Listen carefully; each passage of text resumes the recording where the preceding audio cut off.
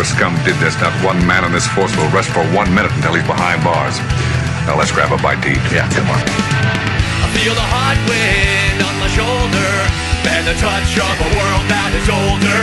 I hit the switch and check the number. I leave it on and then I slumber. I hear the rhythm ringing through it. So they go guitar and cumbia music. I hear the talking of the DJ. The devil listen, what does he say? I'm on a Mexican radio. I'm on a Mexican radio. Broadcasting live from high atop the J.P. White Building in downtown Roswell, New Mexico. It's Mornings with Mike Winters on 106.5 Roswell's Talk FM. Is that what I sound like when I talk? Now, here's your host, Mike Winters. And good morning, one and all. Welcome to Mornings with Mike Winters. I am he. That would be me, Mike Winters. Happy Friday. Yeah. Morning, Sean. Hey, buddy. How you doing? I'm alive. This has been, okay, so this whole week has been it's like watching the slow degradation of one Michael P. Winters. We've watched you slip down the rabbit hole of sickness. It's kind of scary, dude. I'm not going to lie. I'm tired, man. I get it. Is it just lethargy in general, or? Yeah, you know, it's weird. I woke up, like, for a hot minute this morning. Uh-huh. I could breathe, and I was like, whoa, my head feels low. And then as soon as I got up and, like, started walking around, it all just went. It's because your sickness basically settled in your bum and back area, and then when you stood up, it basically mixed the drink back up. Oh my God, I feel like I hit by a truck this morning. Damn, dude, that's I have no energy. That's rough. I'm so sorry, man. It is what it is. So, darn it. How are you doing? I'm fine, dude. I feel great. I mean, I woke up in a good mood this morning. I felt, up. Awesome. I can't complain, and I feel selfish for that, Oh, it's like that no. that I'm not suffering like the rest of you. To be honest, I feel like a complete incapable idiot all week. I just been sitting stuck here at the house, and I feel like I can't do things. In your head, you're like, ooh, I got a vacation at home all week. Here's what I was thinking, and here's what I think you should do, because you have the ability to be completely hermetically sealed from start to finish, okay? Because you keep your Jeep in your garage. So you can get in your Jeep, go, to a self-pump gas station, get some gas, sanitize everything once you're done, and then just go for a drive. You'll be hermetically sealed inside of your Jeep. You could go see stuff. You just don't get out, Wow. Wait, we can do that. Take yourself out on the road, man. I don't want to. I was going to say get some air, but don't get some air. Just, get some sights. Now, I don't want to. Yeah, surrounded by your same feel four bad. walls and, and coughing partners has got to be driving you guys nuts. Yeah. Yeah, I feel, it's more of I just feel like I'm being useless, and I hate that. But you're not. You've done more than most when they're sick. You're hosting a whole freaking morning show while you're going through all this. So today's the first day that I'm struggling. Yes, I was tired and all that, but it wasn't too bad. Today I'm like, I don't know how I'm gonna muster the energy for this one. Well, do we? If we need to play it by ear, let me know, because I'm still trying to do the double duty thing, but we got Big Flat Mike set up if need be. But if you need me to take the helm or whatever, just you let me know. Well, I might need you to kind of hold my hand a little bit. All right. I'm going to keep you in there. But I got you, baby bird. I'll feed you. Could be. Nixie, if you just hear something like, what did he say? If you just, I have another question. What kind of drugs and you on? I'm like, oh, he's gone. He collapsed. That's right. Gonna need EMT. If I start talking about weird things, it's like, how do you feel about butterflies? You know what's happening. Well, Mike, I think I speak for everyone here in the listenership and, of course, all the staff of Pecos Valley Broadcasting when I say I wish you guys a speedy recovery. If for no other reason, we need you back here, man. Well, thank you. You are. Kim's you are actually missed. doing better. Oh, good. Her energy level's a little higher. That's awesome. I'm kind of. She's up. I've been getting worse. Well, over the yeah, last she went ahead. I mean, the 2 days. sickness jumped ship. It's like we found another host. Get him. So this brings up an interesting question. There's been a lot of talk of the booster. Would you get the booster now, having gone through all this? Well, yeah. I mean, I got the first 2 shots. I already started. Why would I stop now? Yeah, I mean, it's like eating half the sandwich and saying, "Oh, is this bad?" I don't know. Well, because a lot of people I've talked to have been like, "Well, I feel like I was tricked into getting the first 2, and I don't know about the second." I've from the get-go, I've had the mindset of, yeah, is this gone fast? Yes. But I was in the military, and that has conditioned my brain to deal with getting poked and prodded with experimental things. Yeah, I'm pretty sure this vaccine, there's nothing in this vaccine that hadn't been injected in you before. I mean, it's one of those. Yeah. You know, my time in the military, something's going to get me. I know it. And when you're GI, they'll try whatever on you. They're just going to throw stuff against you to see what sticks. yeah. We're going to try to make the next super soldier. So we're going to inject you with all of these things. That'd be. I wish I'd get like some Marvel superpowers if you're gonna do that. You know, like Spider-Man, Right. Like they give me this stuff, and next thing you know, I got extra like strong senses or something. I don't know. I can see how this might be an issue. I mean, you need to move some headphones, I think. Nah. Because we have more than one guest. Okay. Yes. Very good. Because we have a library this hour, Yes. right? Yes. And it's we have Peggy and Tracy. I believe so, yes. Awesome. Good deal. Sorry, my brain's. Oh, no, not at all. And then we in the 8 o'clock hour. I'm doing the rundown, and I'm confirming as much as I'm telling. In the 8 o'clock hour, we have Bill Williams, Chaves County Manager. Yes. All right. 2 for 2. Yes, sir. And then in the 9 o'clock hour, we have. Hold on. My brain just went Let's see if we got completely blank. get that trick. Hold on. I know it. Oh, man. Who is it? I don't know. We're going to need to find an answer. It's American Legion Post 61 going to be joining us in the 9 o'clock hour. 61, and Charles Eastlist, Undersheriff, will be joining us. That's what it is. Very good. Sorry. That's why you're confused. There was a variable that I didn't know about that you were trying to remember. That's what threw you. Sure. Yeah, let's go with that. Sure. Sure. So Absolutely. How are you doing? all in all, making it work. Just trying to keep things afloat here at the radio station, and personal things have been good. Just trucking along. Excellent. Of course, It's been a good week. football. We Yes. got football tonight. Yes, Roswell High taking on Farmington, I believe. Yes. The Scorpions. And the battle for Eddy County going down tonight, as well as the Bulldogs take on Carlsbad. You can hear the Roswell High game right here on 106.5 Roswell's Talk FM. Pre-game, I believe, at 6:30. Kickoff at 7 o'clock. Same thing on our sister station, KSVP AM and FM, for the Artesia and Carlsbad game. And, of course, you can catch all of that in booming 4K video right over there at ksvptv.com. Just click on either the Roswell High, Artesia High tabs, and those will give you the games that you want. Yeah, absolutely. So is Tanner with you today, or is Roy today? Tanner has made it in today. Very good. He has also graced us with some fantastic food from the fine folks at McDonald's. It is a Friday McDonald's today, That's even right. though I can't partake. Does not mean deliciousness. We poured out a hash brown for you in your name. Pulled out this hash brown. poured out half a cup of iced tea for in Mike's honor. But yes, McDonald's with 2 locations right here in Roswell, 1 in Artesia. Make sure to stop by for any of your delicious breakfast fare. And, of course, use the app, because that app, if you're not using it, you are losing money. You're losing money out of your pocket, because you can straight up use that app and the drive-thru, and they will scan the code even if you're paying cash. It's a simple experience, and you're missing out on some fantastic savings by not downloading that app. Absolutely. Yeah. Get you nuggets. Yeah, get you all I haven't had nuggeted chicken up. nuggets. No? Due for nuggets. Let's say, what have you been subsisting on? Because I got to imagine nobody is in the mood to cook right now. Well, fortunately, we cooked. That's okay, Let's see, too. we did some cooking. I'm sorry, thinking's hard. No, you're good, dude. I'm just filling the space.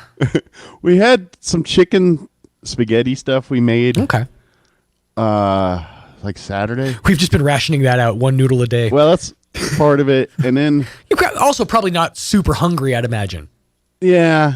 And then when we went to the grocery store last week, when you go to Albertsons, the South Main one, Yeah. in the deli section, they have those little meals. Oh, the quick fixing meals. Yeah. Yeah, we had bought a stack of those. Nice. So you can throw those in Almost the like- oven or microwave for a few minutes. Yeah. Almost We've like you been guys eating were on like those. preparing for something. Well, no, we do that a lot. We're just extremely lazy when it comes to cooking. There's two of us. Some I days just- we're both working. We're like, I don't feel like fixing it. And we just throw one of those in. I just feel like there's that one family that's going to get struck down with the Rona, but they were also the the preppers, so they have like the Jim Baker bucket of like freeze dried mashed potatoes that they're subsisting on.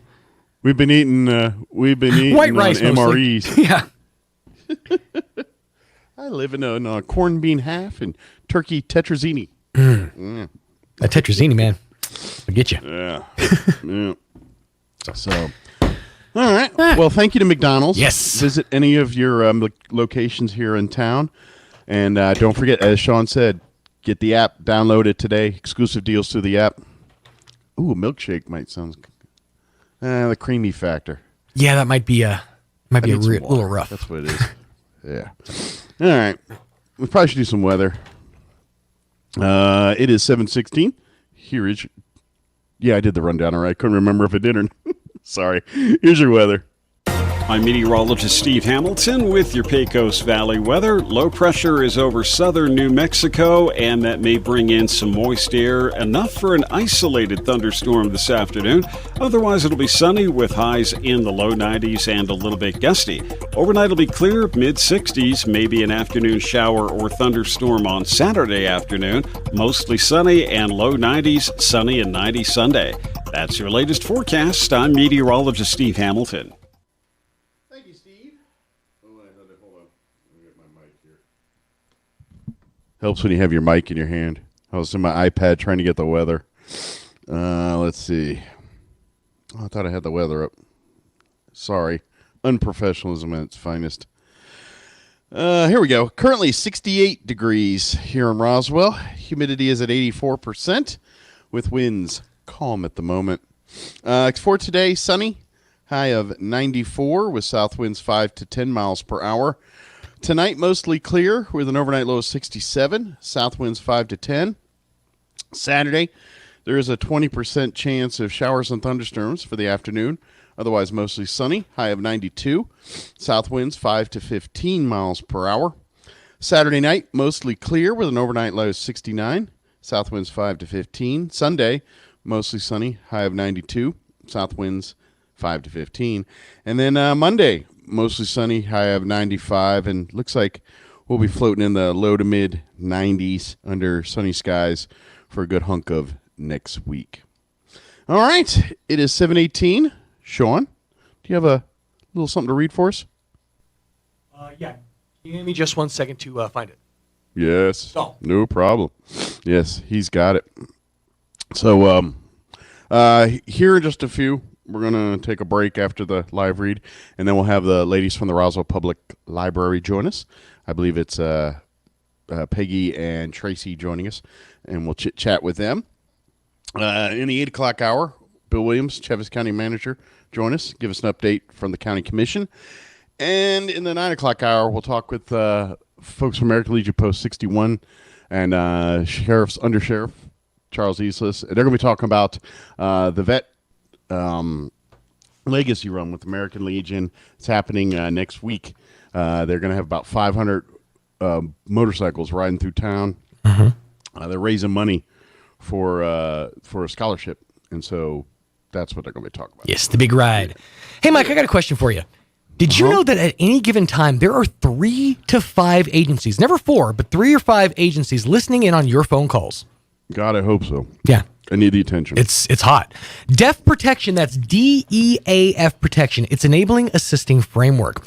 You might say, I got nothing to hide. I don't really need to worry about what the government's going to hear. I mean, I have nothing that they're going to worry about. But why would you let unwanted intrusions of your privacy happen? I'm asking, Mike, why? Why would you? He's like, don't make me play along right now. All right, I'll move on. DEF prevents outside entities from listening in by cloaking your phone from all-seeing technology. Because, Mike, what they can't see, they can't hack. That's right. You can sign up right now for DEF Protection. That's DEAF Protection at defprotection.com. Because remember, privacy is freedom. And many known household names use DEF Protection, so you should too. Sign up today at DEAFprotection.com. Sorry. It's deaf. I just realized I was doing that. That's right. You don't think about the sniffles until they happen. Yeah. If you had DEF Protection, you wouldn't even have heard that because you'd be deaf right now. DEAFprotection.com. Very good. Thank you, Sean. So I think we've got it set up with the headphones here. Do you feel up to doing this one? Yeah, sure. Okay, and I'm going to be dancing in and out just as need be, so I'll be tuned in. Okay. All right. Sounds good. Red 5 standing by. Thanks, Sean. All right. It is 7:21. Let's go ahead and take a 3.5-minute commercial break, and then we'll be back with latest from the library. Don't go away. The High Caliber Summer Sale is on now at LGS Guns and Ammo. Now through Labor Day weekend, save big on guns, ammo, and everything you need. From brands like Glock, Ruger, Springfield, Smith & Wesson, Mossberg, and more. Plus, massive savings on ammo, targets, magazines, optics, and knives, and a great selection of Springfield St. Edge rifles. The High Caliber Summer Sale on now at LGS Guns and Ammo. Southeastern New Mexico's authority for guns and ammunition in Hobbs or Roswell, and at LGSGuns.com. The massive vehicle blowout is on now at Roswell Nissan with truckloads of vehicles, virtually every make and model to choose from at liquidation prices. Get a 2018 Altima for just $189 a month, a 2016 Versa for just $149 a month, or an 08 Pathfinder for just $99 a month. Get a 12-pack just for stopping by, a Bluetooth speaker with a qualified test drive, and a Target gift card with purchase. And bring your mailer to play Lucky Lotto to win cold, hard cash. Sizzling savings during the massive vehicle blowout on now at Roswell Nissan, 2111 West 2nd. You're invited to the 15th Annual Ag Invitational Golf Tournament, happening September 2nd through the 4th at the Artesia Country Club Golf Course. Proceeds raised will benefit the Eddy County, Chaves County, and Eastern New Mexico State Fair Junior Livestock Sales. Sponsorship at this year's event includes over $12,000 in prizes, plus closest to the pin, door prizes, free drinks and food, and player and sponsor gifts. Call Juan Jimenez for more information and to sign up, 575-746-6732. Presented by First American Bank, Schooler Purina, DBS Commodities, CVE, Royal Services, and Pecos Valley Equipment. I believe that God owns everything. He's the source of our wealth, of our talents, and really of every moment in our lives. We may not take credit for anything we have, because whatever we have has been entrusted to us by God to be used cheerfully and generously to serve Him. God wants us to be content with what we have, knowing that He'll provide everything we need for each day. He asks that we use our money wisely, recognizing that it belongs to Him and that someday we'll have to give an account to how we spend it. As a token of our gratitude, He expects us to give a portion of all that we've received to be used in His kingdom. We must use God's gifts to serve others, not for our own glory, but for His. God has also given each of us certain abilities to use, not with a sense of pride, but with gratitude and dedication. As stewards of each moment of time, God calls us to use even that time wisely, making the most of every opportunity to live for Him. Join us at the Country Club Road Church of Christ for worship at 10 a.m. on Sunday, located on the corner of Country Club and Washington in Roswell. Celebrate heroes during Roswell Ford's first annual 9/11 Hometown Heroes Car Show, Saturday, September 11th from 10 to noon at Roswell Ford. Register now at roswellford.com to enter in the car show. Entry is $20 with all proceeds going to benefit local charities. You must have your vehicle set up at Roswell Ford by 8 a.m. on September 11th with your vehicle on display until 1 p.m. Trophies will be awarded to all first-place vehicle finishers in all categories, plus a $1,000 cash prize for the best overall finisher. Deadline to enter is September 6th. Do you know someone who makes a difference at home, at work or school, or in the community? Nominate them for the first ever Hometown Hero Award. Complete and submit your nomination form at roswellford.com. You can nominate anyone to be a hometown hero. One Roswell Ford hometown hero will be selected and honored during the event. Register now for the first annual Roswell Ford Hometown Heroes Car Show, Saturday, September the 11th. This event sponsored by LGS Guns and Ammo, 106.5 Roswell's Talk FM, CRM Discount Awards and Sports, and National Furniture Liquidators. Here's a Mornings with Mike Winters fun fact. The verb form of the word run has been calculated to have almost 650 different meanings. So think about that the next time you run up your tab at the bar, and then run into a friend while you run away from the bartender. Here's Mike Winters. And good morning. It is 25 minutes after 7 o'clock. And joining us in studio from the Roswell Public Library, Peggy Bolin and Tracy Fry. Hello. Good morning. Good morning, ladies. How are you doing? We're doing good. Pretty well. Good. Excellent. Well, it's been a while since I've had a chance to talk to you guys. And got a little under the weather since the last time we talked. Yep. Now you get to talk to a big, fat cardboard version of me. You looked adorable. I love the hat. Yeah, that thing's nightmare fuel, to be honest. So, how are you guys doing this morning? Good. Good. Yeah. Good. How's life at the library? It's doing pretty good. A lot of changes. Yeah. A lot of good things happening. Excellent. I know, are you guys full into back to school mode, or has COVID kind of put a wrinkle in how you do some of that? We're still open to the public. I think today is the first day we have to start doing the masks, asking the patrons to put on masks when they come in. But we're still open to the public. Nothing has really changed. We're still planning our programs. Excellent. So all the back to school fall programs for youth and adults are still on. As of today, yes, they are. Sweet.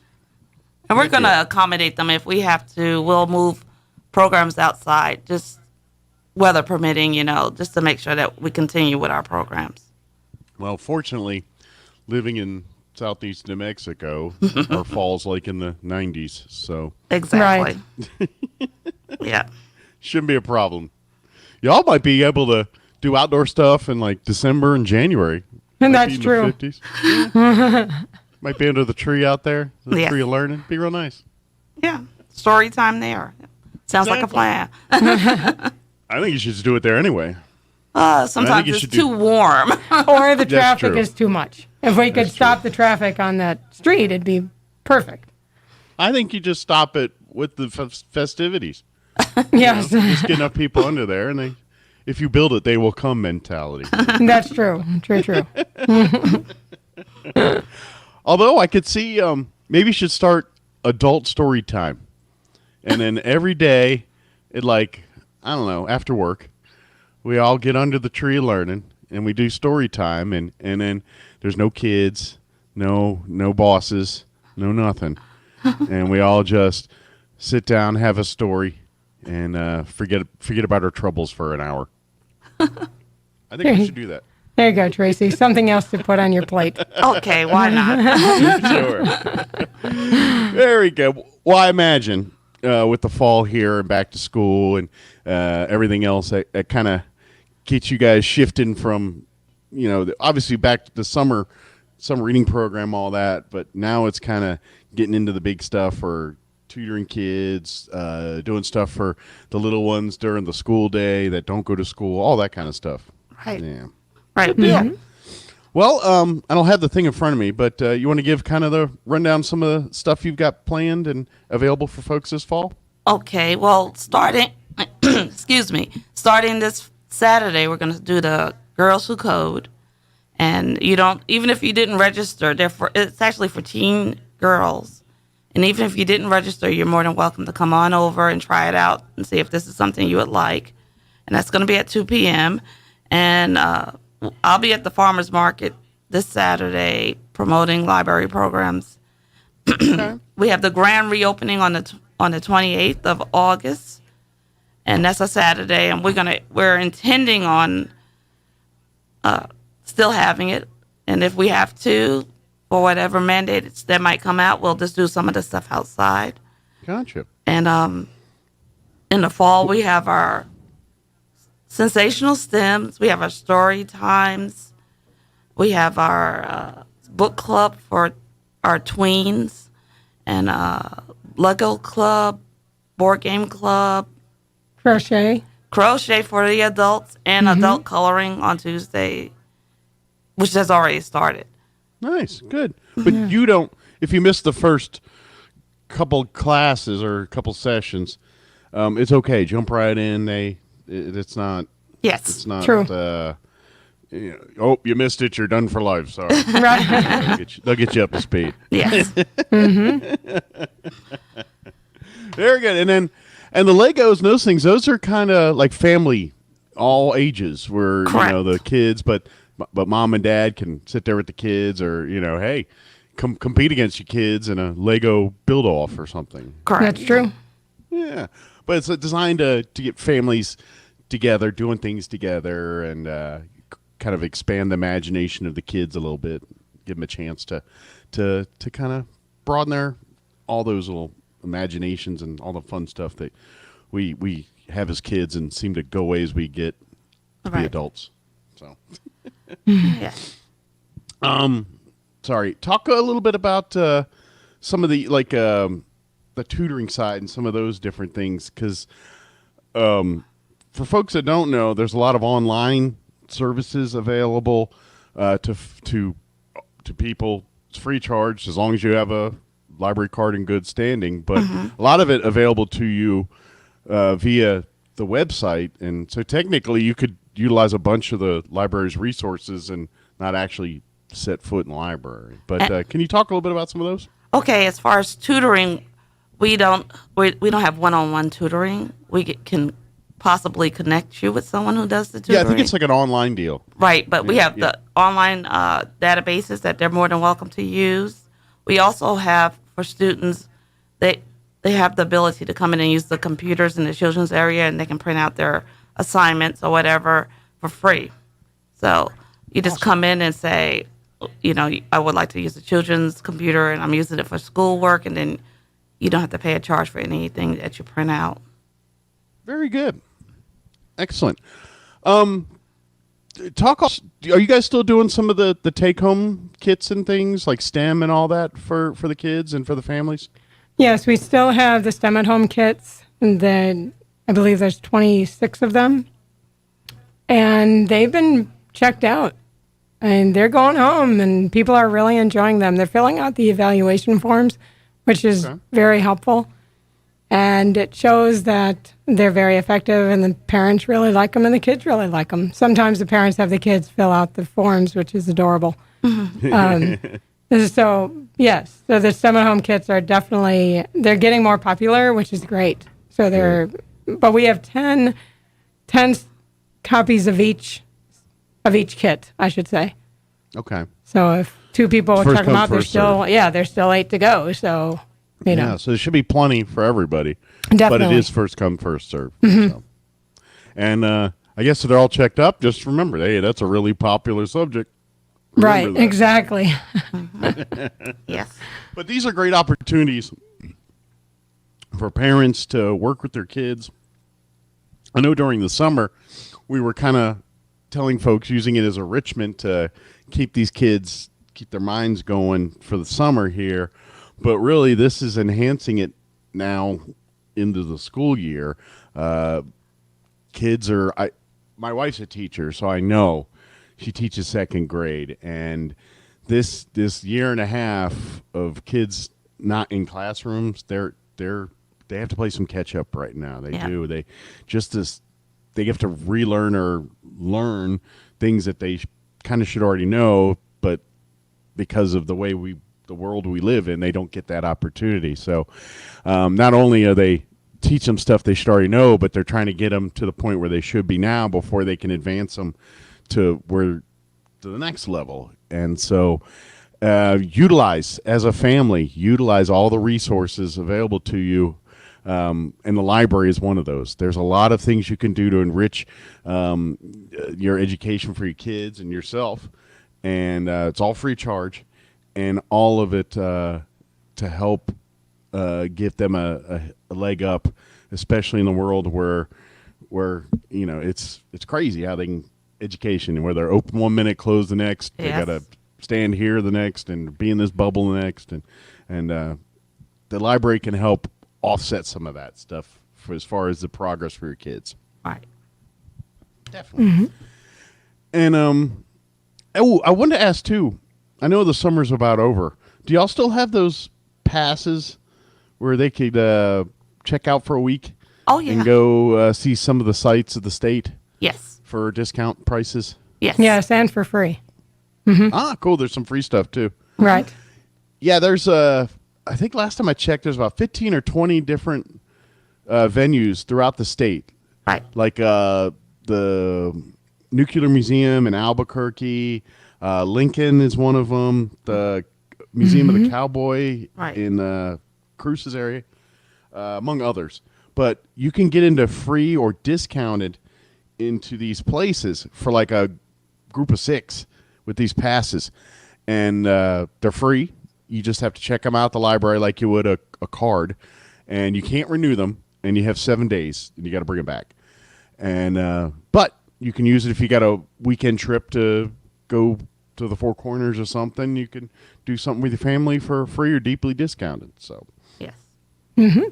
Yeah, and then if you want to learn more, go to the library, go to the front desk, and then they've got a list of all the places it works at and all that. Yes. So yeah, check it out. Yep.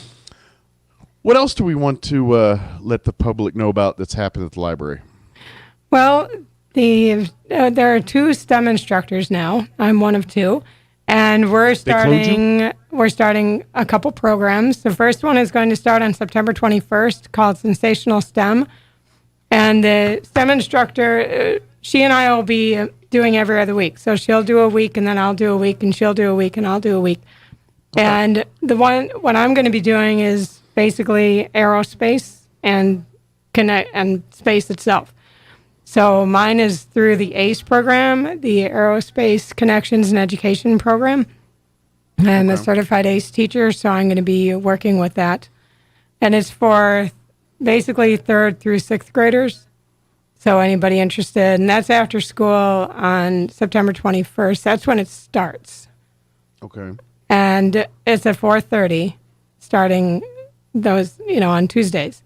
And then starting September 29th, every other week, I'm going to be doing the Roswell Junior Galaxy Club, which I had started before COVID, and then we had to stop. But we're bringing it back. It's going to be at the library this time on Wednesdays at 4:30. And the first unit, I should say, that we're going to be doing is all about rockets. And we'll end up doing model rockets with the engines and the whole thing, and we'll be blasting them off. But it's not going to be, we're going to have a few lessons before we actually do those rockets. Cool. But we are having a huge event on November 13th. It's on a Saturday. It's the James Webb Space Telescope Celebration event. It's going to start at 10 o'clock in the morning. And the reason we're doing that is we are one of 500 locations that have been chosen by JPL, the Jet Propulsion Laboratory.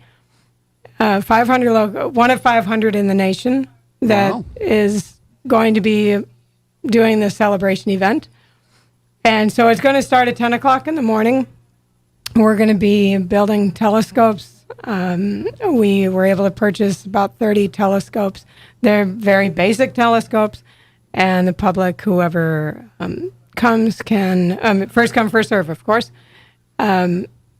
So they'll be able to make a telescope and take it with them. And then we're going to also learning about telescopes. And then we're going to be learning about rocketry and making a pop-up rocketry greeting card. So that'll be cute. Oh, cool. And then we're going to hopefully have what is it called? A speaker from JPL. There's a specific name for it. Okay. Via Zoom or some sort of online platform, and they're going to be giving a presentation about the James Webb Telescope that's going to be launched actually before then, we hope, around October 31st. And this is the James Webb Telescope is actually going to Lagrange Point 2, which is much further than the Hubble. Okay. And it's a telescope that will not be serviceable at all. So we'll launch it, we'll put it in place. I should say we, NASA. And this is a telescope that will be able to see infrared and see way back to potentially the beginning of time. Wow. Which would be really cool. And so we're going to have somebody, an expert, as subject matter expert, that's what they're called. And they're going to be talking for about a half hour, and then there'll be questions and answers, and we'll have some questions that maybe the public can bring or submit earlier. And then after that, we're going to be building a 3-dimensional James Webb Telescope from cardstock. And then that's the event. So it should be pretty cool. I'm looking forward to it. I have a couple people who are going to be helping. Of course, some of the library employees will be helping as well. But mark your calendars, November 13th. We're looking from 10 to about 1:30. Okay, very good. Well, it sounds pretty cool. Yeah, it's going to be really awesome. Cool. I'm looking forward to the James Webb being launched. That's going to be a great telescope. Hopefully no glitches, because nobody can service it if it's how far away it is. Because they serviced the Hubble 6 times. You know, I had a gentleman when I was in the kid, and I was in the Boy Scouts, and one of our leaders, he actually worked for NASA. He worked at the Space Center there in D.C. I can't remember if it's Robert Johnson or whatever it is. But anyway, he worked there. But his project, he was on the Hubble project. That was his baby back then, and he was part of the group. I don't remember exactly what his role in it. He's long retired now. But, he used to tell me some of the cool stuff that Hubble was going to do. And if you all remember, it didn't work right when they first tried it.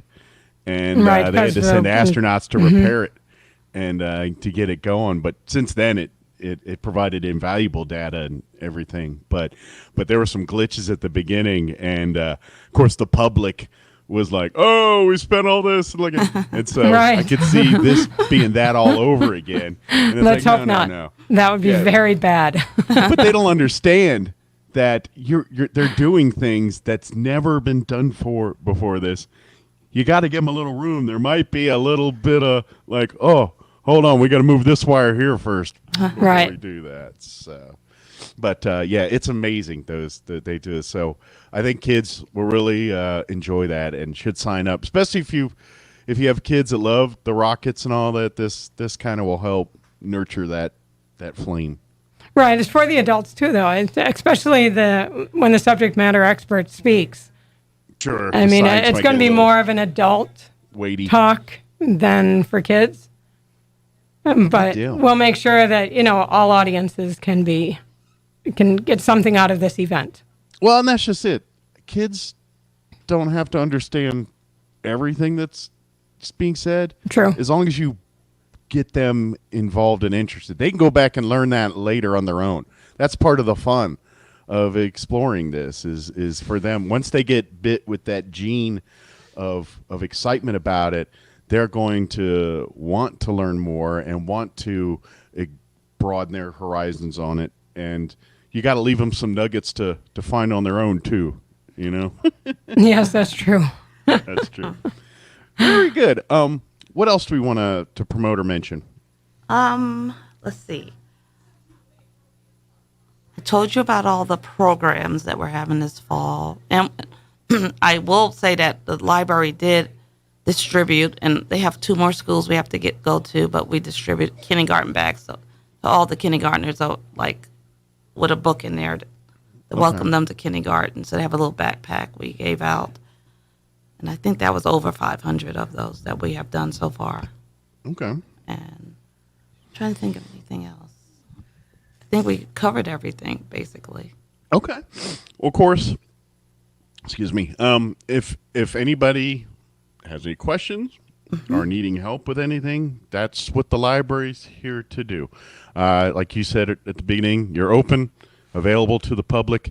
Of course, you are required to wear your mask when you go, so don't leave it at home. Put it on. It's an indoor facility, and you know the rules now. Yes. So I know, agree, disagree. You can write your thoughts to somebody else when you go in the library. Put your mask on and do what you got to do. You can write some letters if you're not happy about the mask, but if you want to go to the library, put your mask on. Yep, we have to do it. They have to do it. Exactly too. And don't forget, utilize. Don't forget, it's a resource. If your kids are having trouble in school, utilize the library as a resource for them. There are many things, programs, and things can help with that. It's a hard enough world right now. Don't deny yourself access to free resources and free opportunities to help solve your problem. That's what the library is here to do. On top of enriching, entertaining, and getting you to interest in your whatever your next hobby or passion will be. Yes. Very good. Do we get it all, ladies? Anything else we want to mention? I think we got it all. I think we got it all. Well, do me a favor. Don't let Sean eat all the McDonald's. So take some with Okay. you. And thank you very much for joining us here. And hopefully next time I see you, I'll be sitting in front of you. Yes. Yes. COVID-free and dumb as ever. We'll need to schedule with you at a later date, apparently. Very good. Very late date to get the. Yes. Thank you, guys. We'll see right. you next time, okay? Okay, thank you. All right. Thanks. Take All care. right. All right, you too. Bye-bye. Bye-bye. All right. It is 7:46. Let's go ahead and pause for some local news, and we'll follow that up with weather and your Southeast New Mexico sports update. Quick commercial break as well. Don't go away. You're listening to Mornings with Mike Winters.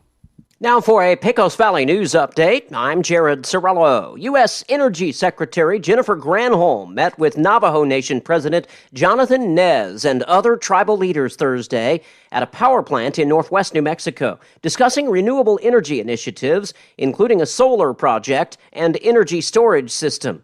Senator Martin Heinrich, the Democrat from New Mexico, Representative Teresa Leger Fernandez, also a Democrat, and U.S. Office of Indian Energy Director Walea Johns joined the meeting at the Four Corners power plant.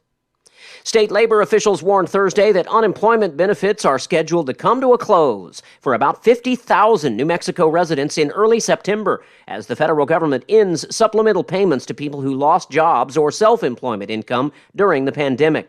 Employers are warily watching whether those individuals will go back to work and stabilize the state's unemployment insurance trust fund that's sustained by payroll taxes. You're up to date. I'm Jared Cirillo. Amazon is the greatest disruptor in the history of retail sales, bigger than the arrival of department stores or when Sears began catalog sales to the entire nation more than 100 years ago, more earth-shattering than the arrival of shopping malls and the dollar store. And now Amazon thinks it can do it again.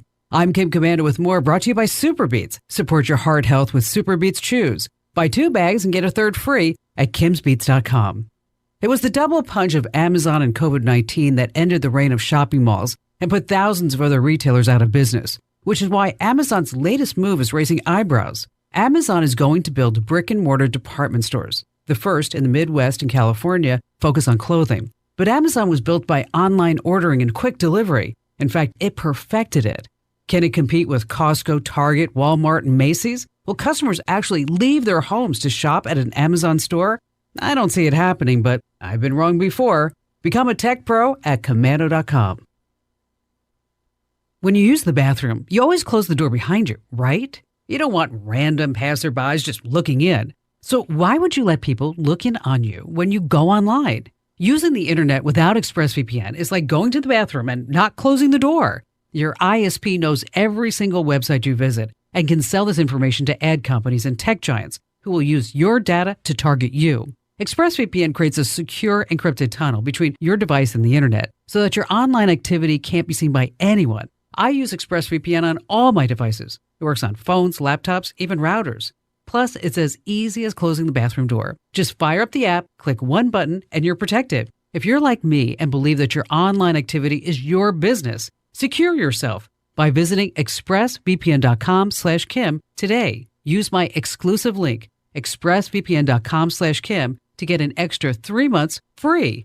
That's expressvpn.com/Kim.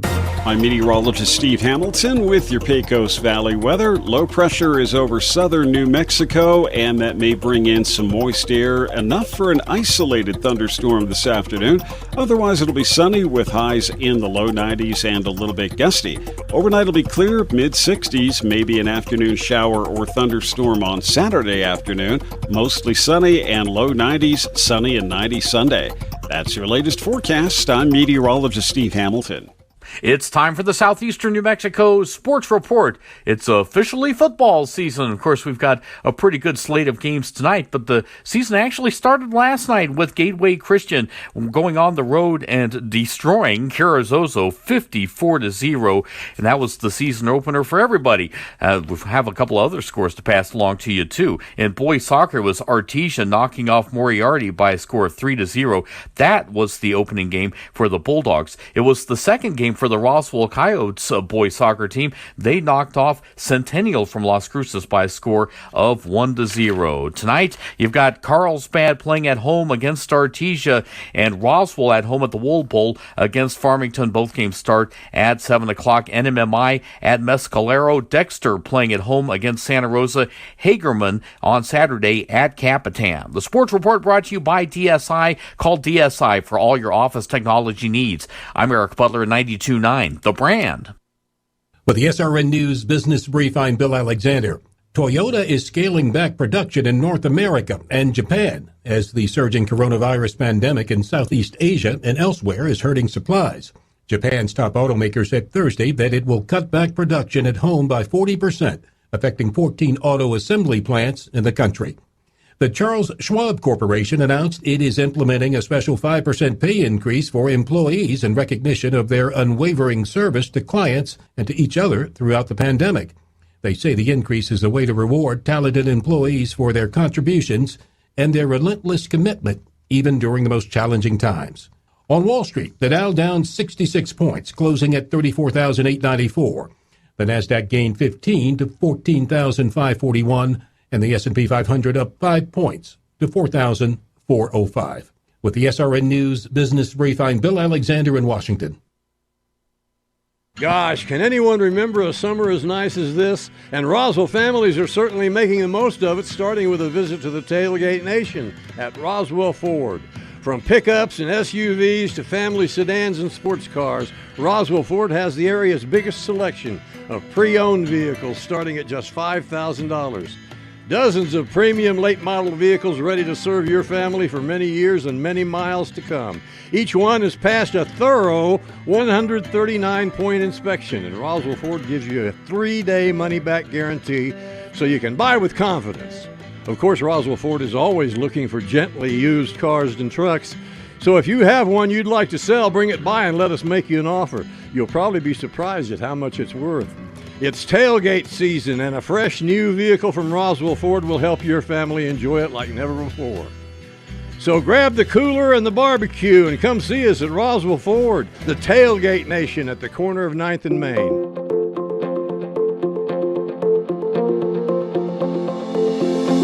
Have you ever had someone do something kind and out of the ordinary for you? How did that make you feel? I know for me, it brightens my day. Hi, this is Pastor Troy and Julie Smotherman for The Joy of Marriage. Galatians 6:9 says, "Let us not get tired of doing what's right, for after a while we will reap a harvest of blessing if we don't get discouraged and give up." I've learned when you don't know what to do, just do the next right thing. Keep sowing good things into your spouse and your family. Be patient. God promises He will give you a harvest. It will make a difference. A successful farmer just keeps on working and expects to have a great harvest. I know when my husband brings me flowers, it blesses me. So do something unexpected for your spouse. It will pay off. If you have any questions or would like further information about the Joy of Marriage Ministry, please go to jomconference.com. We serve all New Mexico. If you think it's hard to take out a home loan, those rumors are wrong. It's not true. Contact Loan Officer Elliot Rodriguez, MLS number 41002 at CMG Financial, phone number 719-237-4680. At CMG Financial, we can help. Experience extraordinary with CMG Financial. Every customer, every time. No exceptions, no excuses. CMG Financial is a registered trade name of CMG Mortgage Incorporated, MLS 1820. CMG Mortgage Incorporated is equal opportunity lender. To verify complete list of states licensed, visit www.mlsconsumersaccess.org. Equal fair housing is the right for everyone to have access to all housing opportunities without discrimination based on race, religion, national origin, sex, color, familial status, or disability. Welcome to the Asian market. This is Nok. Right now we have a new ingredient like galanga, lemongrass, lime leaf, and Thai chili to make tom yam goong and tom kha gai. And try out new delicious new soup on Saturday. Come see me at the Asian market, 5702 South Main. Call for order 840-5309. This is Dallas Cowboys football 2021. Prescott in the gun. They blitz. Only heard here. Deep ball by Prescott. Man all alone at the goal line. CeeDee Lamb. All season. 43 yards, a touchdown, and a touchdown dance. Saturday night, it's your Cowboys and the Houston Texans. Live from AT&T Stadium on this Dallas Cowboys radio network station. Pre-game at 5, kickoff at 6 on 92.9 The Brand. Brought to you by Big O Tires. Here's a Mornings with Mike Winters fun fact. The word gorilla is derived from a Greek word meaning a tribe of hairy women. Mike recommends that if you see a tribe of hairy women, you don't call them gorillas. Here's Mike Winters. And good morning. It is 7:56. Got a few minutes before we head into the next hour. I do have some good news, bad news from the Roswell Community Little Theater. Do you want the good news first or the bad news first? We'll go with the good news. The good news first is if you have not had a chance to see their performance of Bye Bye Birdie, you will have a chance. The bad news is it won't be this weekend. Unfortunately, they had to postpone the second weekend of Bye Bye Birdie due to the COVID. They've had some cast members test positive, so they need to reschedule. They will announce a new date and time, most likely in October, when everybody gets through this and they can get a clear picture. They do have a schedule of shows and things, so they've got to finagle and massage and get all that down. So, but unfortunately, they're not going to be able to do this weekend's performance of Bye Bye Birdie. So, none tonight, tomorrow night, or Sunday. Imagine if you already have tickets, they're going to honor those the postponed dates when they announce those, more likely in October. But so hold on to those. But you'll be able to get tickets, everything then. But so if you saw it first week, grab some friends and then get them ready for a second weekend back here and later in the fall. So, yeah, unfortunately, COVID's creating problems for everybody right now, and we're all just doing our things. So, I did see some good news in the school front. They announced yesterday that they're no longer going to be shutting down schools for the 4 cases deal. They're going to work with the PED and keep it so they're not shutting down schools Yeah, anymore. thank goodness, So because that's a good thing. We were looking at the list, the watch list or whatever, and several of the schools were 333, and we're all just playing it day by day. But that is some good news. Well, I'm curious, where did the number 4 come from? I have no idea. Why is that the magic number? Like, is 4 we're safe, 3 we're safe, but 5? Okay, here's my the theory. World's coming to an end. Here's my theory: is that 3 is the number for the holy hand grenade. So therefore, 4 cases must be the proper number. Yeah. It must not be 5. 6 is far too many. The number is 4. It shan't be 3 or 2. one case be too little, it must be 4. Yeah. Or something like that. It's all about perspective, and I think they need to think about that. I mean, in a group of 12 people, sure, 4 is a lot. Yeah. In a group of 4,000, couple thousand, 4 ain't so much. That's a single-digit percentage. Yeah. Not even. So, yeah. Absolutely. Come on. All right. Next hour, we've got Bill Williams, Chavis County Manager, coming in. Yep. I'm right on that, right? Yes. Awesome. Absolutely. And we'll chit-chat about county commission and all that. Yeah, that's where I'm going to need your help, Sean. Yeah, no worries. I started adding this guy what his favorite color is at some point. I won't know. Tell me about bluebirds. Yeah. For the record, Big Flat Mike's a Big Flat hit. Oh, good. People are real excited to talk to Big Flat Mike. Oh, good. You might have a hard time getting your seat back. Than me. All right, you're listening to 106.5 Roswell's Talk FM, KEND of Roswell, New Mexico. Thomason. President Biden due to speak in a few hours about the ongoing situation in Afghanistan. He's facing a storm of criticism, including from some U.S. diplomats over the withdrawal of American troops. The troops were pulled out before American civilians and Afghans friendly to the Western cause were safely evacuated. Many of them are trapped. In Berlin, officials say a German civilian was shot in Afghanistan as he tried to reach the Kabul airport to catch a flight out of the country. It isn't clear how the man came to be shot or who was responsible. His injuries are not thought to be life-threatening. But the incident highlights the dangers for those struggling to get through large, often desperate crowds to reach the airport, using access roads controlled by Taliban gunmen. A UNHCR spokesperson said many of those whose lives might be in danger had no way of getting out. The US and others are trying to increase the numbers being evacuated, but nearly a week after the Taliban entered Kabul, the situation is still chaotic. The BBC's Jill McGivering. Reports of targeted killings in areas overrun by the Taliban are mounting. That's fueling fears that they'll return Afghanistan to the repressive rule they imposed when they were last in power. Many wildfires still burning across Northern California, but CAL FIRE's Keith Wade says there is a glimmer of hope that the massive Caldor fire southwest of Lake Tahoe will be reined in before too much longer. The hope is with the additional resources and personnel on scene, we can really start to build that box around this fire and start the containment. We're hoping over the next several days you're going to start seeing that containment percentage increase as firefighters are doing a great job out there and we start to get this fire under control. On Wall Street, the Dow is up 114 points, the Nasdaq ahead 106 points, the S&P up 20. More on these stories at townhall.com.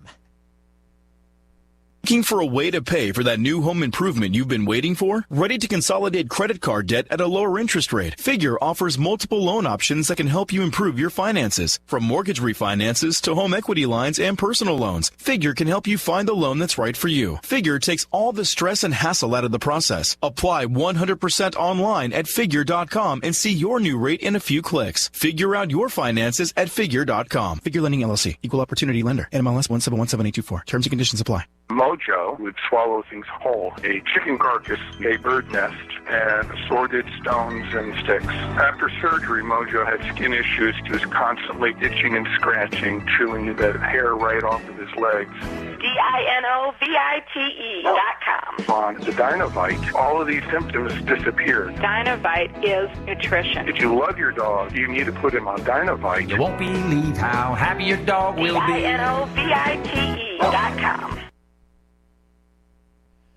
The union, representing many train operators at Germany's National Railway, is calling for members to strike again. The head of the GDL union says drivers of passenger trains will strike from early Monday morning to Wednesday morning. Freight train drivers will start their strike Saturday afternoon. It's the union's second round of walkouts in a bitter pay dispute with railway operator Deutsche Bahn. The union's demand include a 3.2% salary increase and a one-time coronavirus bonus of $700. Correspondent Jeremy House says a two-day strike last week brought large parts of Germany's long-distance and commuter train systems to a near standstill. Greece's prime minister and neighboring Turkey's president will discuss developments in Afghanistan in a call this evening. Both countries are raising concerns about a potential major influx of people fleeing the Taliban. News and analysis at townhall.com. More than 50 U.S. senators have signed a letter asking the White House to swiftly evacuate Afghan interpreters who could face punishment by the Taliban. In a letter penned by Republican Joni Ernst and Democrat Jeanne Shaheen, senators urged swift action by the administration to rescue the interpreters. They could face reprisals from the Taliban for aiding the U.S. during its years of military operations inside Afghanistan. The letter asks the process for special immigrant visas to be expedited and expanded. It also urges greater efforts to secure the main airport in Kabul, the main site where the U.S. military is evacuating American citizens. Bob Agnew reporting. The death toll from the devastating earthquake in Haiti has risen to almost 2,200. More than 100,000 homes damaged or destroyed, leaving around 30,000 families homeless, according to official estimates. Once again on Wall Street, the Dow is up 158 points. More on these stories at townhall.com.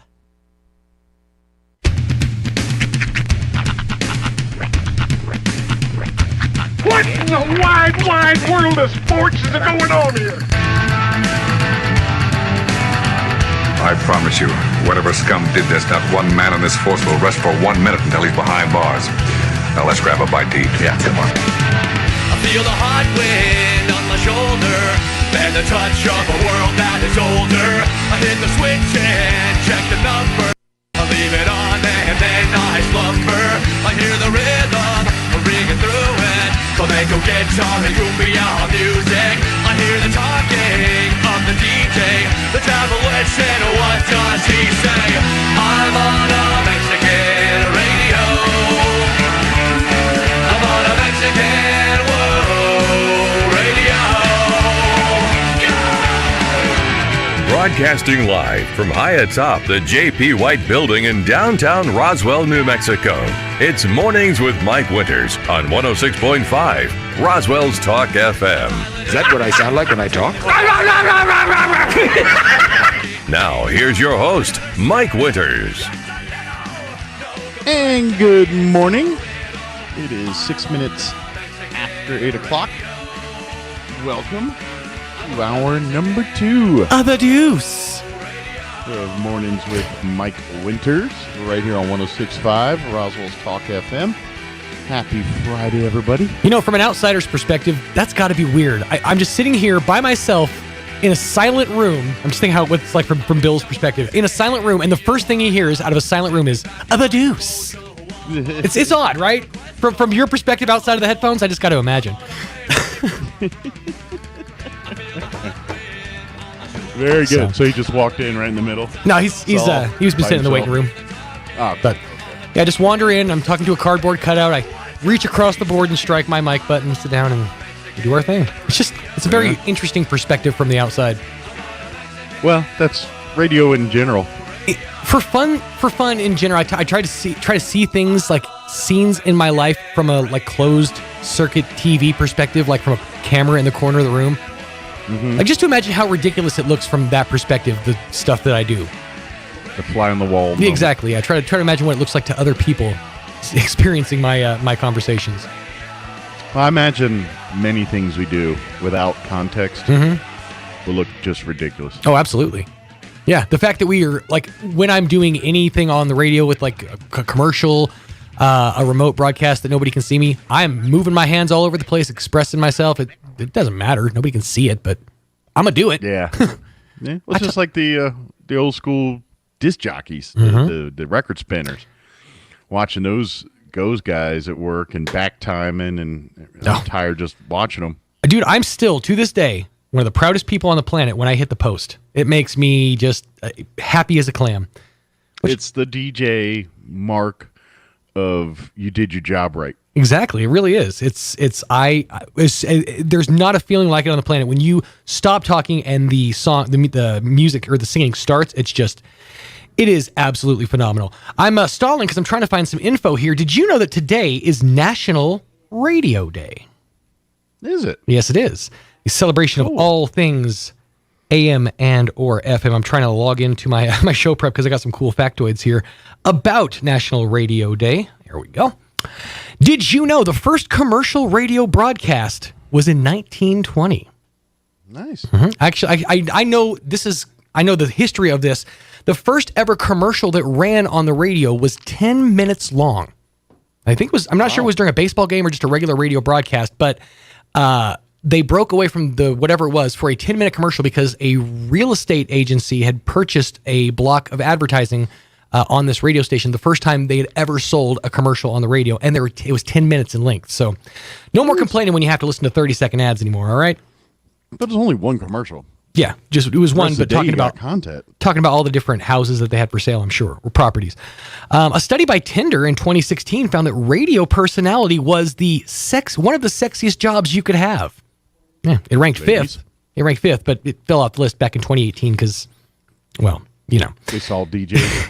Because it's all one guy. It's all Ryan Seacrest now. Here's a little science for you. Most of us have one eye, and it's in the center of our head. We live under the house. Well, it's funny that you mentioned that, Mike, because only 28% of radio hosts agree with the statement, "I have a face for radio." I've always the other group's lying. Yeah, exactly. The other I'm bad at math. The other group is lying. I've always said that I had a face for radio, and that's half the reason I got into this business. But then I started with Pecos Valley Broadcasting, and it's nothing but cameras in every room and appearances. Mm-hmm. So I got to show up camera ready at 6 a.m, and that's a tough sell. Or don't care. Yeah, or just not care. Just look like Jim Ignatowski from Pepsi. There you go. Every day. Here's a little science for you, Mike. Did you know that FM stands for frequency modulation? I did know that. Did you know that AM stands for amplitude modulation? I did know that. Did you also know that when you change channels on an AM radio, you're changing the amplitude of the signal, while with FM, you're changing the frequency of the signal? I didn't know or care that. I just I moved the knob. Yeah, I just never processed that. And finally, in your radio factoids this morning on National Radio Day, in general, and this is a rule of thumb that you and I know, but most people don't know, stations on this side of the country are usually started with a K, whereas stations on the other side of the country where you come from are started with a W. Do you know where the dividing point is? I certainly do. It's the Mississippi River. See. That's right. Most of the east of the Mississippi is the W's, and most of the west of the Mississippi's are K's. There are a few exceptions of stations that were grandfathered in before that decision was made, but for the most part, K on this side, W over there.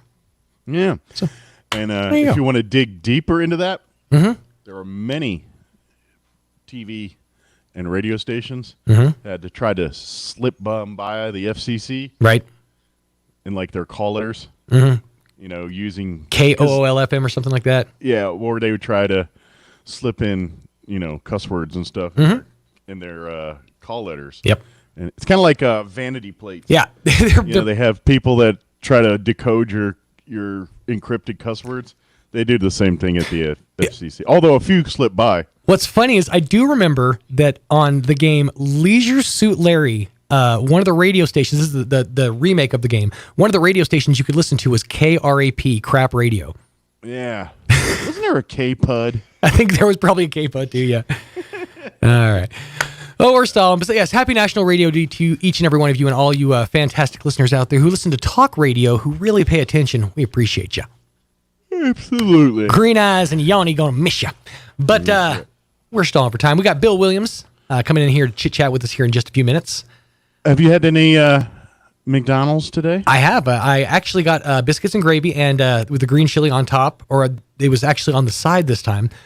And I'm telling you, if you've never had the biscuits and gravy with the green chili, it is knock it out of the park. It's fantastic. I haven't seen an ad lately, so I'm not sure if the promotion's going on, but they were offering free green chili on any breakfast item, but I'm not sure if that's still happening. Not sure if it is still happening, but either way, you can get it on any breakfast item, and I fully recommend it. Stop by any 2 locations here in Roswell, 1 in Artesia, and of course the new location in Carlsbad owned by the Snowburgers. If you're in the area, download the app to save yourself a ton of extra money, because that's where the savings really are. It's McDonald's right here in Roswell. And to be honest, you get exclusive deals that only are available to the app. It's the app. The app crowd gets the worm on that one. So go get it. Let's see. Sorry, I had to run around. So here's the pullback of the curtain. In order to check things, I had to stand up, turn the mic off so I could still hear you, run around the console to make sure we didn't have a live read this hour, and then run back around, turn the mic back on. Yep. No, we do not have a live read. Professionalism. I just want to make sure I was prepared this hour. But good deal. I could just look at the log. All right. It is 8:14. Let's go ahead and get you up to date on the weather. I'm meteorologist Steve Hamilton with your Pecos Valley weather. Low pressure is over southern New Mexico, and that may bring in some moist air, enough for an isolated thunderstorm this afternoon. Otherwise, it'll be sunny with highs in the low 90s and a little bit gusty. Overnight will be clear, mid-60s, maybe an afternoon shower or thunderstorm on Saturday afternoon. Mostly sunny and low 90s, sunny and 90 Sunday. That's your latest forecast. I'm meteorologist Steve Hamilton. Thank you, Steve. And currently, sorry, I forgot to get my iPad up. Let's try again. All right, currently 70 degrees here in Roswell. Humidity is at 84%. Winds are calm still.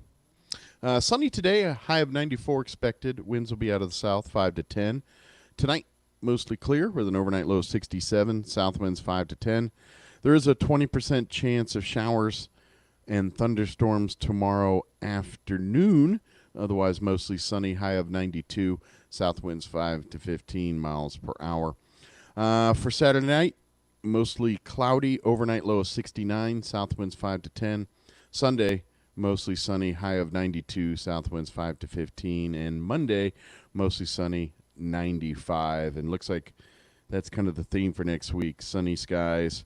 Highs in the low to mid 90s for a good hunk of next week. All right, it is 8:15. Let's go ahead and take a commercial break, and then we'll have County Manager Bill Williams join us on the other side. Don't go away. You're listening to Mornings with Mike Winters. The massive vehicle elimination event is on now at Roswell Honda. A huge roundup of clean, quality pre-owned vehicles marked way, way down to clear the lot. They need the space, so you get the savings. Like a 2014 Grand Caravan for just $169 a month, a 2010 Honda Pilot for just $159 a month, or a 2014 Chevy Cruze for just $139 a month. And with $2,000 of payment assistance, now is the best time ever to buy. Get a 12-pack for stopping by, a smartwatch with qualified test drive, and Monopoly with every purchase. The massive vehicle elimination event on now at Roswell Honda. 2177 West 2nd. The High Caliber Summer Sale is on now at LGS Guns and Ammo. Now through Labor Day weekend, save big on guns, ammo, and everything you need. From brands like Glock, Ruger, Springfield, Smith & Wesson, Mossberg, and more. Plus, massive savings on ammo, targets, magazines, optics, and knives, and a great selection of Springfield St. Edge rifles. The High Caliber Summer Sale on now at LGS Guns and Ammo. Southeastern New Mexico's authority for guns and ammunition in Hobbs or Roswell, and at lgsguns.com. When it comes to effortless pool care, BioGuard's comprehensive pool care systems are simply the best. That's because each system is broken down into 3 easy-to-follow steps, starting with step 1, adding silk sticks, silk tabs, or silk smart sticks to quickly sanitize and kill bacteria. Then you follow up with steps 2 and 3, using the recommended shock to destroy contaminants and algicide to stop algae. Simple as 1, 2, 3, huh? Visit Mays Lumber today to learn more about all of BioGuard's simple pool care system. You can count on Mays Lumber Company. If you're missing a tooth or several teeth, a dental implant may be the ultimate solution. Implants look and feel so much like real teeth that you probably forget you have an implant. Maupin & Brown Dentistry is one of New Mexico's most experienced implant providers, with literally thousands of implant patients who are absolutely delighted with the results. Call Maupin & Brown today for an evaluation. You'll be surprised how affordable implants can be. Maupin & Brown, your choice for experienced, state-of-the-art dentistry. You're invited to the 15th Annual Ag Invitational Golf Tournament, happening September 2nd through the 4th at the Artesia Country Club Golf Course. Proceeds raised will benefit the Eddy County, Chavez County, and Eastern New Mexico State Fair Junior Livestock Sales. Sponsorship at this year's event includes over $12,000 in prizes, plus closest to the pin, door prizes, free drinks and food, and player and sponsor gifts. Call Juan Jimenez for more information and to sign up, 575-746-6732. Presented by First American Bank, Schooler Purina, DBS Commodities, CVE, Royal Services, and Pecos Valley Equipment. Celebrate heroes during Roswell Ford's first annual 9/11 Hometown Heroes Car Show, Saturday, September 11th from 10 to noon at Roswell Ford. Register now at roswellford.com to enter in the car show. Entry is $20 with all proceeds going to benefit local charities. You must have your vehicle set up at Roswell Ford by 8 a.m. on September 11th with your vehicle on display until 1 p.m. Trophies will be awarded to all first-place vehicle finishers in all categories, plus a $1,000 cash prize for the best overall finisher. Deadline to enter is September 6th. Do you know someone who makes a difference at home, at work or school, or in the community? Nominate them for the first ever Hometown Hero Award. Complete and submit your nomination form at roswellford.com. You can nominate anyone to be a hometown hero. One Roswell Ford hometown hero will be selected and honored during the event. Register now for the first annual Roswell Ford Hometown Heroes Car Show, Saturday, September the 11th. This event sponsored by LGS Guns & Ammo, 106.5 Roswell's Talk FM, CRM Discount Awards and Sports, and National Furniture Liquidators. Here's a Mornings with Mike Winters fun fact. It's considered good luck in Japan when a sumo wrestler makes your baby cry. But who gets the good luck, the sumo wrestler or the baby? Here's Mike Winters. And good morning. It is 20 minutes after 8 o'clock. And joining us in studio, Chavez County Manager Bill Williams. Good morning, sir. Good morning. How are you today? I'm doing well. I want to say I think you're really looking thin today. Thin but big. Mm-hmm. Yeah. Inflated. Let me give you a little perspective, Mike. So this has got to be by far the weirdest interview that Bill has ever sat in on. And with Mike, that could be any of them. That's true. He's currently talking to a cardboard, not only a cardboard cutout of Mike, but also Sean Smalls on his knees. Why are you on your knees? Because I couldn't fit a chair back here, and I'm not going to stand up the whole time. I figure I started my career on my knees. I might as well stick with it. Okay. Hey. You do you, It's Sean. what we do to get it on the radio, Michael. Very good. I might propose to somebody by the end of this thing. Who knows? Well, I did notice two that people in the room. I Bill's did married. notice that your headshot, famous people such as Mike Winters have headshots, they pass out around town and all that. And that's what I'm sitting here looking at is a headshot. I think I see a little bit of makeup on the photo if you look close, where he's really done it up nice. But what's really interesting is I think this came out of Sean's man cave, because in the bottom corner it says, "To Sean, I hope that you reach for your dreams. Love, Mike." And it's just amazing. Sometimes the notes are just for me. It was nice that he did that. Yeah. Here's the thing that bothers me about this, and yes, we will get to actual business here in a minute. I swear somewhere there's the rest of the cutout floating around the country. I don't know where it is, but let's somewhere hope not. There's just a pair of Mike's legs and fishnets. It's somewhere. They're just out and about, and they're about 6 feet tall. Mm-hmm. So let's talk business. Let's get to the meat of things. Yeah. Yesterday they had a county commission meeting, I think. Yes, we did. Kind of out of it. Sorry. I'm curious how I imagine in the world we live in right now, it was probably a lot of. Was it a well attended? Is there people up in arms kind of meeting, or is it just business as usual? Actually, we didn't know how it was going to pan out yesterday. As it turns out, it was pretty much a normal meeting, with the exception of it was I wouldn't say it was an extremely long meeting, but there was an extremely long, quiet time where the commissioners were reviewing the cannabis regulations, and someone would suggest a change, and they would all have to read that, kind of dissect it. So it was very quiet while they were kind of determining how they wanted to make the minor changes. It was a great ordinance that Louis Jaramillo, our planning and zoning person, and our attorney put together, but at the same time there were a few things that needed to be changed. Sure. And they did a great job, but it was really odd, because as they were reading, and just kind of crunching the stuff in their mind, it was just quiet.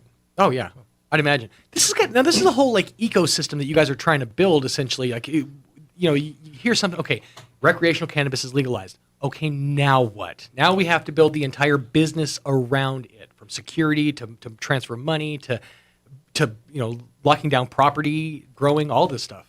Yeah, it's really weird. You would think that if you're going to start a new industry, that you'd get all the groundwork laid first and then start letting people come in and organize and keep things going towards the goal that you're after. The way that this came out is it didn't pass the legislative session, so they had a special session just to pass it. They passed it. Now they tell us it's going to take effect September 1st. And if you don't have any regulations in place by then, all these people grandfather in. So now there's a mad scramble to put together some sort of regulation. It's been illegal, so why would we have regulations? Mm-hmm. Yeah, why would we want to take the time to actually put something together if we didn't have to deal with it on a legal level? Yeah, makes sense. It's really weird. They kind of got the cart before the horse, but like I say, everyone within the state has had the same problems we have with putting something together last minute, trying to make sure that it was adequate, and it did what it needed to do. Regulates the growers, the sellers, and the homeowner that wants to grow his 12 plants. Mm-hmm. Are you going to be dealing a lot with, the dispensary side of it? I mean, obviously with the city, it's a little closer proximity to schools, churches, etc. So they've got those issues to worry about. In the county, a little bit more wide open space. So I imagine at some point you're probably going to be seeing more of the dispensaries and stuff popping out in the middle of nowhere as opposed to in the more populated areas, I would think. But I mean, is that something that you guys anticipate, or is well, that was something that they anticipated and something that they tried to plan for. Again, like I say, it's always good to be able to plan before everybody gets there, and they were able to do that. Good. So the goal is not to have a place to go buy your pot or smoke it or whatever you're going to do, or extract the chemicals out of it to make gummy bears or brownies or whatever. Right. Next door to everybody, because there's a lot of residents out in the county. Mm-hmm. It's not all agriculture. It's not all farm fields. It's not all grazing, but there are houses interspersed within there. Mm-hmm. And so one of the things that they did is they said that any cannabis dealers, or if you want to call it that, need to be at least in a commercial zone. And they kind of designate what those zones are, so it can't be in a residential area. Gotcha. Okay. And any extraction or those type of manufacturing processes, which sometimes can be very sketch and also very dangerous. Mm-hmm. They use I think propane and alcohol and all kinds of stuff. Butane. Yeah. Okay, to extract the chemicals out of. I've heard.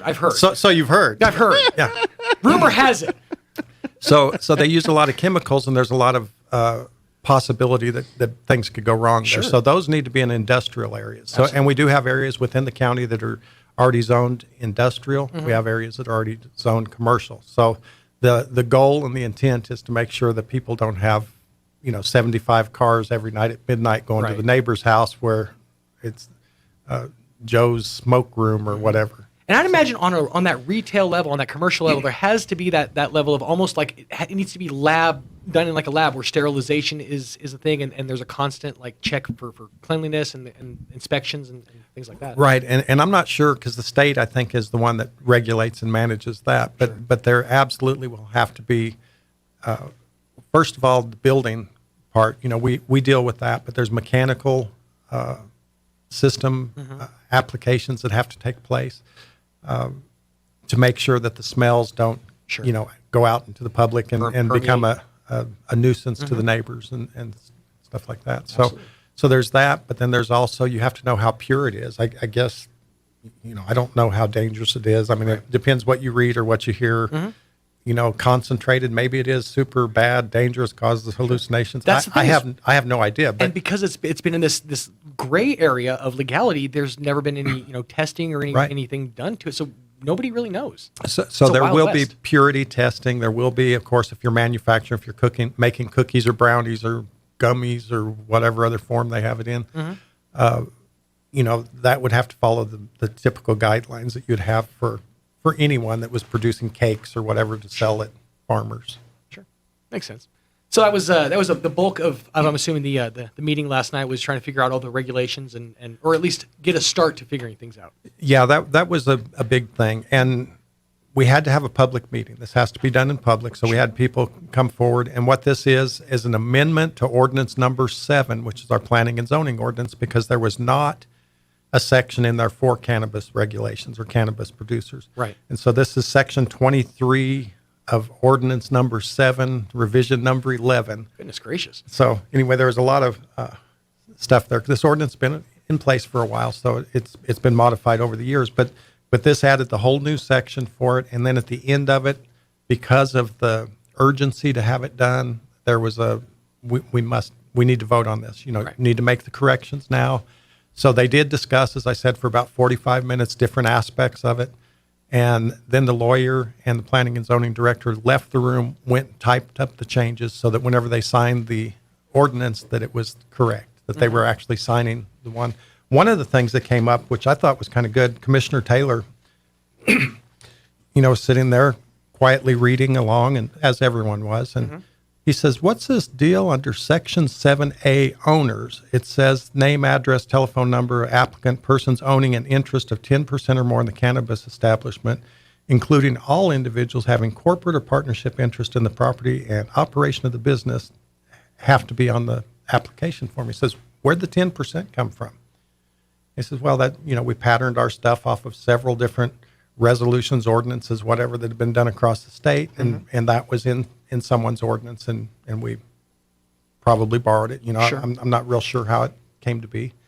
But he said, "Why the 10%?" He says, "Then if you wanted to remain anonymous, you could say, okay, I've got 8 kids and they're all going to be 9%, Right. and then I'll have to put my name on the line or whatever." And so I said, "Why are we doing that? People need to own it. If they're in the cannabis business, why are we giving them a place to hide behind? Right. And so, and for this to work, it all has to stay in regulation, above board, and on Right. all on paper. So that makes absolute sense. no, he brought up a very good point. So they discussed that for a while and made sure that there was no requirement that it had to be a 10%, and there was not. And so we took that portion out. So now, on your application, you will have to give your name, address, any person owning interest in the business, as well as whether it's a corporate or partnership interest. It says any tie to it. I don't remember exactly how they worded it. The attorneys do a really good job of doing that. They're great with language. But that was kind of interesting and kind of caught me off guard. I didn't think about it from that point of view, but that's why we have our commissioners, and that's Right. why they do such a good job, because they all work off each other. That's what's great, is having all those different eyes, because like you said, you glazed over and missed that one part. That commissioner caught it, and it's just several different sets of eyes working together Right. to make sure that it all pans out. And of course, Commissioner Ezell is an attorney. So, he took a totally different approach than everyone else. Some of us are more practical. Some of us are attorneys that, cross every T and dot every I and make sure that the comma's in the right place because it means something totally different. And so it was really good that we had such a good mix of people that could look at it. Of course, it's been out for public review. People, had the opportunity to speak for or against it. And again, I was kind of surprised. I didn't know whether it was going to be jam-packed. We prepared. We now have an FM transmitter at Chaves County. So, wow. So currently you can tune in to 88.1 in the parking lot or in the front. We had a boom box out on your front, FM dial, just in case. Nice. We had overflow. We could plug in the FM radio, and that works a lot better. What I used to do is bring my wife's a musician, so I would take my sound system in and tap into their system and set it outside. It was a horrible setup. Bunch of wires, so much latency and echoing, and it just wasn't set up for that. This works so much better. Yeah, that's really cool. I'll have to work up some imaging for you guys. Yeah. 88.1. There we go. And can I get a cutout like Mike? So, I can hand them out. Apparently, or personality. Cardboard cutouts are really becoming our thing, because I just found out about another cardboard cutout that's coming our way in the very near future. By the way, Mike, be prepared. Yeah, be prepared for that one. Who's in that one? Well, let's just say he is a 16-time world champion, limo riding, jet plane flying, kiss stealing, wheeling dealing, nature boy. Well, I saw the Ric Flair. Yeah, Thomas got a Ric Flair cardboard cutout. Yeah. Uh-huh. I thought he gave it to Freddie. I'm not sure if he gave it to Freddie or if he just showed it to Freddie. I'm not sure what's happening, but I just know that there was money invested into a Ric Flair cardboard cutout. So the cardboard people are really making bank this quarter. Yeah. Pulling it in.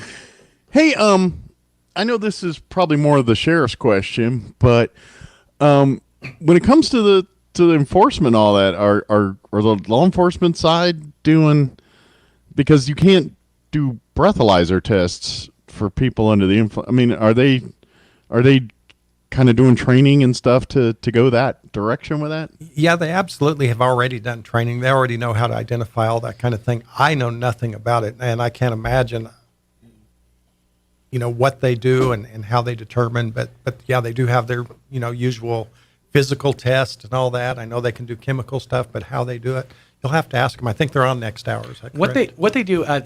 No, it's actually American Legion. But what they do is they Charles approach. was with us. Yeah, that's right. He is. They approach the window and they tap on it. When you roll the window down, they say, "Did you see the latest episode of Scooby Doo, man?"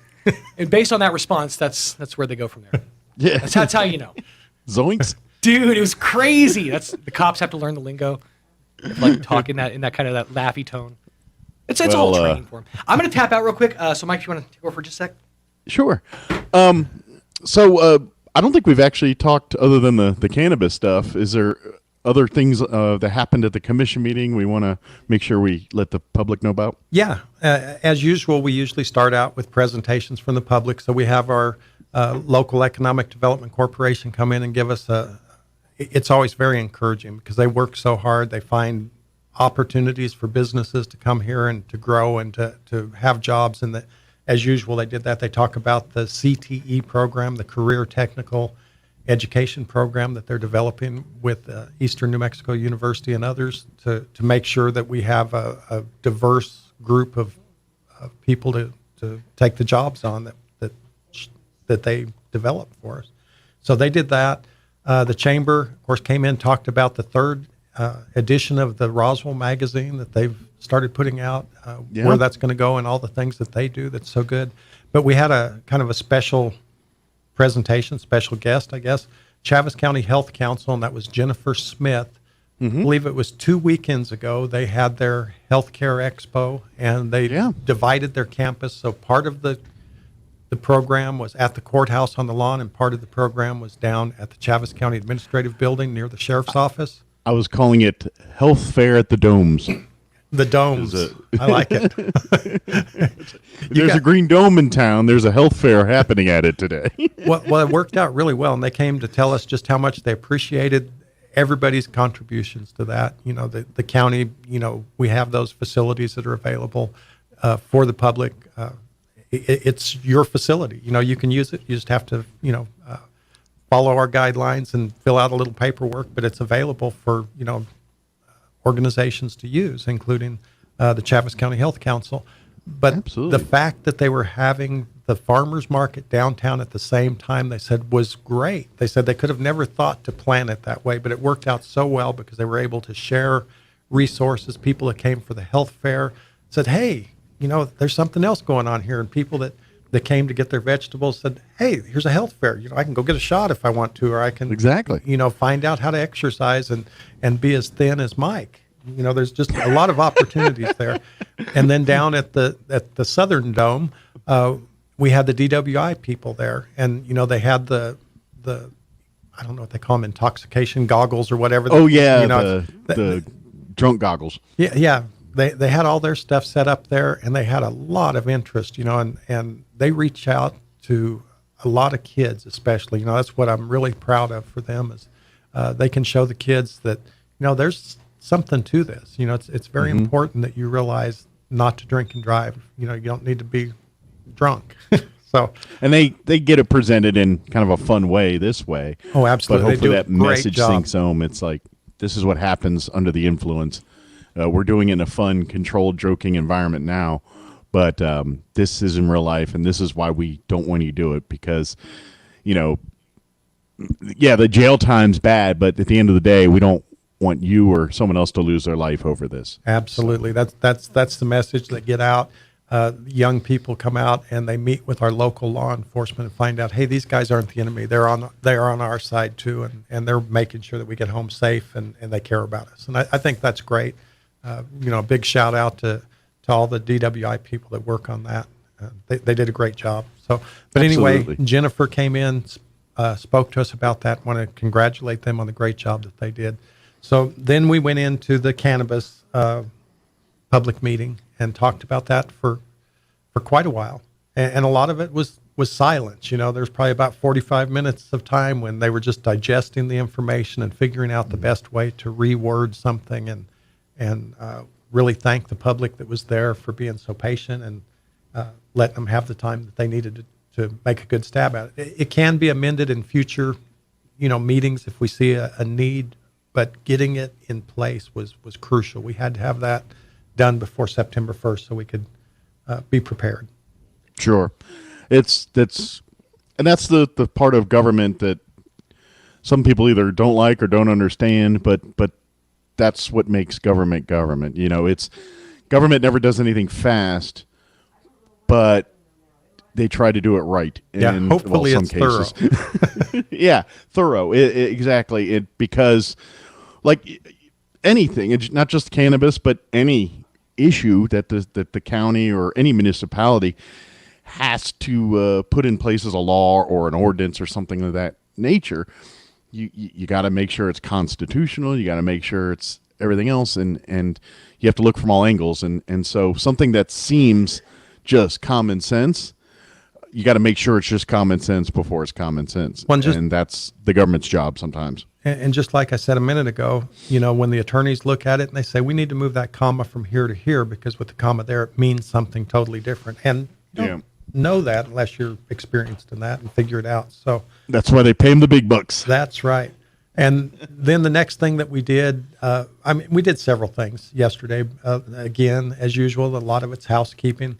But one of the other big things that we did was our infrastructure capital improvement plan, or ICIP. We've been working on that, developing it. We had a public hearing on that, I believe, last month, and the commissioners have to approve it before we can submit it to Santa Fe, and it's due in September. And so we always try to submit it a month before in case there's some problem with it. Or whatever. Yeah, if they kick it back and say, no, I want you to hit this again, we have another month to do it. We can't be up against the wire and trying to turn something in that's not approved or sloppy or not thorough. So we went through that process. Georgiana Hunt and others in the finance department have been working on that. Well, all departments actually, because the road department turns in all their projects. Detention center turns in their projects. Facility maintenance. Everybody's got an angle on this one. So everyone turns in their needs. And of course, no one knows the needs of the detention center better than the detention center. No one knows the needs of the sheriff better than the sheriff. So, they have the buy-in. They understand. They prioritize their projects. They send them in. We put them on the master spreadsheet. And then the commissioners determine which projects are going to be our top priorities for the year. When we present them to the legislators, they have to be on the ICIP plan to even be presented. They figure if it's not a high enough priority to be in your 5-year plan, then you probably don't need to be asking us for money. Don't need that bad. Yeah. But they ask us to try to limit our request to the top 5 priority. So we usually put together our top 10 priority for in-house, but the top 5 are the ones we're going to try to present to the legislators. And so, again, we've asked for the bridge on Brasher Road because we know that they're very interested in funding that because it was line item vetoed a couple of years ago. So that's on there. We need a roof repair, and Chaves County's actually already budgeted their own money. We're working towards. They did that last year, and because we're changing out our heating and cooling systems, we need that to be done on the roof before we start on the actual roof repair. But they funded that in-house, but still, if we can go to the legislators and say, look, it's going to cost us $845,000 to put a new roof on this 20-year-old building, anything you can do is appreciated. And so that's the kind of things we do. We don't like things to get old and fall apart, and in the case of our roof, we're right behind the curve where we should have replaced it this time. Of course, this has been a unusually wet year, so we've wished we could have gotten it done last year as we planned, but so we've had a few leaks this year. But and it's been a unusual, last couple of years across the board here. So. Right. And it's not like, we woke up one day and said, oh my gosh, we need a new roof. We already were there. The commissioners had already budgeted for it. It's just the timing and needing to do it in the right order. Of course, if you put a new roof down and then you replace the air conditioning units on the roof, you probably are going to puncture it in numerous places. So we had to do all that correctly. So the items that end up making the top 5, I guess you could say, when the commission determines those top needs, is it just need the big variable, or is it the cost, or chance that they think it'll get approved? I mean, what's the variables they use to determine which are the top ones? All of those things come into play. For instance, if we've already gotten partial funding on a project, we need to, and we don't have the funds available to finish it. Of course, we need to ask, hey, can you spare another $150,000 to finish this thing up? And so that comes into play. And we did have the courthouse window project is on there on our top 5 again, because like I say, that project to replace the windows in the historic courthouse to make sure that it's standing, or that, you know, the windows are still in place another 100 years from now, because they were completely rotted out, and the third floor and the dome especially. The other ones are in better shape, but still they're not energy efficient 21st century windows like we need to replace them with. They need to look the same, but they need to do a better job. But anyway, the first opinion of probable cost by the original architect that helped us to develop that project, the original opinion of probable cost was $450,000 to replace all the windows in the courthouse. Great. Oof. So we planned for that. We asked for that. We got that amount of money to replace the windows. So then we went out to the actual design architects that helped us work with the State Historic Preservation Office to come up with a window design that they would allow.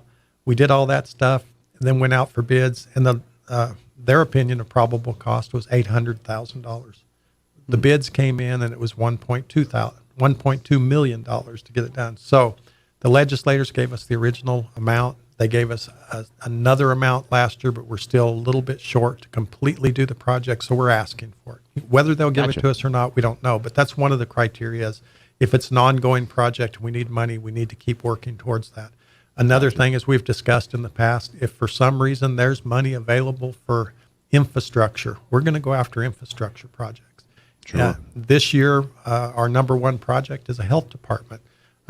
It's a requirement for the counties to provide a public health office, and we've provided one for our local people here. The building that it's in is an old building. It needs a lot of remodeling. We can't remodel it while they're in there.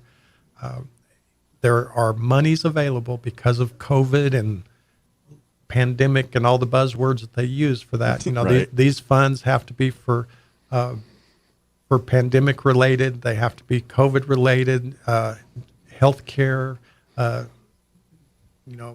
families. So you pick, all these infrastructure words that are does in both. there. And so we say, hey, what better time to ask for help with a health office than now? We've got some money that has come in from the feds that we can use a portion of it for that, but we need to ask because the timing just seems right. Other things, certain projects are just necessary in our community. I think of one that it's a city project, but it's a great project. Some things come in the right time, and this one certainly did. The city was funded for all-inclusive park, so Yeah. persons that have different needs than you and I might have still need the ability to go to a park and to enjoy themselves, and so that was one of the things that came up. Representative Nybert, made a big push to help them get funding for that. And those are the kind of things we have to stay in communication with our legislators and know kind of what their goals are. We talk with our commissioners and find out what their goals are for our community. Sure. We evaluate the likelihood of monies being there or interest being there, and that's how we prioritize. And that's kind of where you want your community leaders, your elected officials, you want them to be smart, good leaders, but you also want that smart politician side. And that's where the smart politician side's going, saying, you know what, hey, they're going to have COVID funding for health. Hey, we have a need at the health department or wherever it is. This covers both angles. Yes, we can get the money because it's under COVID, but really we're fixing that and the problem we had before that. And that's where the smart politician side can come in and know where to take advantage of those things, using the right buzzwords and the right language to get what we need. Right, and being connected to our communities, and that's what we're fortunate to have here. Is we have representation that's connected to our community. So we had a public hearing. We asked people to tell us, what are you interested in? What do you want us to push? And you kind of get a feel for it. Now, I do want to give a shout out to the departments because, for instance, the health department, that was identified by our staff years ago because it's on a 5-year plan. It never was a high priority. We have lots of things that are needed or would be great for our community, but the time's not right. But someone had to have that, recognize that was a need and get it on the ICIP, whether that recognition came from the public who said, hey, commissioners, how about a project XYZ? And hey, that's a great idea. Let's put it on there. We may not get funded this year. We may not even put it as a high priority, but we listen to the people, or they listen to the people, and instruct us to do what we need to do. Yeah, and just because it's not a priority now, since it's on the table, that's the table for when down the road it may become a priority. Right. So. And if it's on the priority, even if it's on 2 or 3 years later, and all of a sudden mid-year something comes up and, hey, we get calls from senators and stuff all the time. We have some money set aside for a specific purpose. Do you have any projects that fit within this? And if it's on our ICIP, yeah, we do have a project that fits within it. It's not something that's on the radar for this year, but yes, we do have a project, and we can start working with them, and we can change that priority if we need to because of funding. Yeah, absolutely. Well, it's a good thing. It's a slow thing, but it's a good thing. Yeah. Just saw the time. We got a couple more minutes before we got to wrap up here. Anything else we want to make sure we don't forget to tell folks about that happened yesterday? I forgot to bring I usually bring an agenda, as you know, so I can sit there and look down the list, and I forgot to bring my agenda this morning, so I'm having to do this from memory, so I hope that I do. No, I believe we've pretty much covered everything that took place. I mean, like I say, we did have our usual housekeeping stuff. We had properties disposal. Because we do the online auctions and we keep that current and up to date, that list is usually pretty small. It's just whatever comes up in the previous month or two. So I want to say it had like 30 items on it that they approved. Yeah, you can go ahead and get rid of those. You don't need them anymore. It used to be when we had an auction every 2 or 3 years, we would store stuff outside. It would be totally garbage by the time we got ready to sell it. If you had a car that you were going to get rid of, by the time it came up for sale, all 4 tires were flat. The windshield got broken out by hail, whatever. And it was 2 years older. And so, of course, it was worth a lot less. And now we turn those things around much quicker. And that, just reimburses us a lot quicker, a lot better. It helps offset some of the costs. But because of that, these lists that are, 10 pages long these are things that we need to get rid of at this auction that we've been waiting 2 years for. That doesn't happen anymore. It's very efficient, very clean, and we actually keep better track of our assets that way too. And for all you bargain pickers and your American picker shopper types and yard sale folks, that's a great look on that list. Keep tabs on that list. You'll find all kinds of great furniture to vehicles to equipment and stuff that pop up in there from time to time, and normally would have cost you a ton of cash, but county bought it new, so they flip that bill, and you get to save some money on it. It's govdeals.com, and you can go on there, and City of Albuquerque, El Paso, Bernalillo County, Chaves County, there's dozens of entities within New Mexico and Texas. And then if you want to broaden out your search, you can find just about anything on there. One of the things that Chaves County is going to be having on there, and it's probably only 3 of us that really have an interest, but we were not going to throw the old windows, the windows that are so recognizable as part of the Chaves County Courthouse, from the original construction. We saved those windows sash. And they're, some of them are in horrible shape, some of them are in better shape, but rather than throw them in a dumpster, we thought we need to give the opportunity to people to purchase those. So we're going to actually have those on our auction site. Hopefully some of them will sell. If they do, great. It's money back to the county and offsets, what we all end up paying in taxes. We're just trying to be as efficient as we can. And I'll, send a letter. This is an original window from the Chaves County Courthouse that was completed in 1912, and they were replaced in a 2021 remodel. And people can have that and maybe mean something to them. And of course, there were a few windows that aren't as recognizable. That was one sash over one sash that, people don't really recognize as part of the courthouse. But the big ones on the front, on the dome, the multi-paned windows that are on the 3rd floor.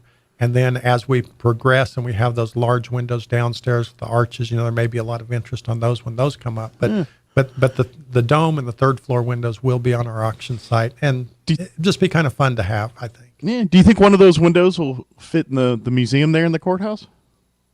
Yes. Not all of them, but maybe one of them. Yeah, I believe so. Yeah. I think those would be cool. And then I hope there's some people out there that maybe get one and give it a new life of something else and say, hey, I made this piece of art with this awesome historic window that's not good as a window anymore. Well, I hope to get one. If only I hang it on the wall in my shop. I don't care. Yeah. You know, it's a That's neat a conversation piece of nothing right. else. It's a neat piece of local history, and honestly, I hope that the price is real high on those, and the county makes tens of thousands of dollars, and I'm way too cheap to buy one.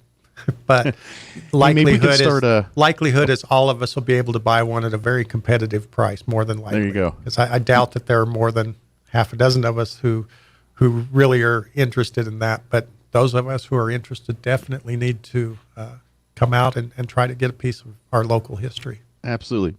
We'll have to do something with it. Maybe start a painted window cam, like the painted horses. Yeah, the painted ponies. Painted ponies. We do painted windows all around Chaves County.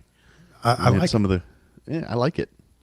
People can behave themselves. You can have a portrait of yourself painted in the window and set it here when you're gone, and I can look at you through a window and just feel like you're right here. That's right. They can fight the big flat version of me and see who wins. It's really odd. I'm sitting here, I'm making eye contact with your photo, and it's the weirdest thing. You'd think you'd be looking up at the ceiling and twiddling your thumbs, but it's as if you're still here. You're going to see me rub my nose or something, Yep, that's true. Well, very good. We better wrap this up. Of course, if you missed any of the county commission, you can go back to the county's website. They film them and everything, right? And you can go back and check them out at your leisure. And of course, if you have any questions, your county commissioner's contact information is on the website as well. Shoot them an email, and if you have questions, thoughts, ideas, any of that stuff, please do. Yeah, please Absolutely. call anytime you have a question. Absolutely. Well, thank you, Bill. You're welcome. Appreciate it. It's good Take seeing some McDonald's with you. Don't let Sean eat all by himself. Yeah, he's getting pretty thin himself. All this running back and forth. It's been pretty amazing. He is. He's getting a workout. Yeah. Thank you, sir. We'll talk to you next time. All right. Thank you. Bye. All right. Take care. All right. It's 8. I need to not turn down my own mic first. 8:56. Quick break before we get you into news. Don't go away. I believe that God owns everything. He's the source of our wealth, of our talents, and really of every moment in our lives. We may not take credit for anything we have, because whatever we have has been entrusted to us by God to be used cheerfully and generously to serve Him. God wants us to be content with what we have, knowing that He'll provide everything we need for each day. He asks that we use our money wisely, recognizing that it belongs to Him and that someday we'll have to give an account to how we spend it. As a token of our gratitude, He expects us to give a portion of all that we've received to be used in His kingdom. We must use God's gifts to serve others, not for our own glory, but for His. God has also given each of us certain abilities to use, not with a sense of pride, but with gratitude and dedication. As stewards of each moment of time, God calls us to use even that time wisely, making the most of every opportunity to live for Him. Join us at the Country Club Road Church of Christ for worship at 10 a.m. on Sunday, located on the corner of Country Club and Washington in Roswell. We serve all New Mexico. If you think it's hard to take out a home loan, those rumors are wrong. It's not true. Contact Loan Officer Elliot Rodriguez, MLS number 41002 at CMG Financial, phone number 719-237-4680. At CMG Financial, we can help. Experience extraordinary with CMG Financial, every customer, every time, no exceptions, no excuses. CMG Financial is a registered trade name of CMG Mortgage Incorporated, MLS 1820. CMG Mortgage Incorporated is equal opportunity lender. To verify complete list of states licensed, visit www.mlsconsumersaccess.org. Equal fair housing is the right for everyone to have access to all housing opportunities without discrimination based on race, religion, national origin, sex, color, familial status, or disability. When you think of home health care here in Roswell, what's the first thing that pops into your head? That's right, Frontier Medical. We've been doing it better than anyone else for over 20 years, from in-home nursing to physical therapy and so much more. Doctors and hospitals from Albuquerque to Lubbock and everywhere in between have been trusting their patients to us here at Frontier Medical. So when it's time to make a choice, remember Frontier Medical. 575-627-1112. Frontier Medical. Name to remember. Good morning, honey. Hey, I have to pick up the kids from school this afternoon. Can you call...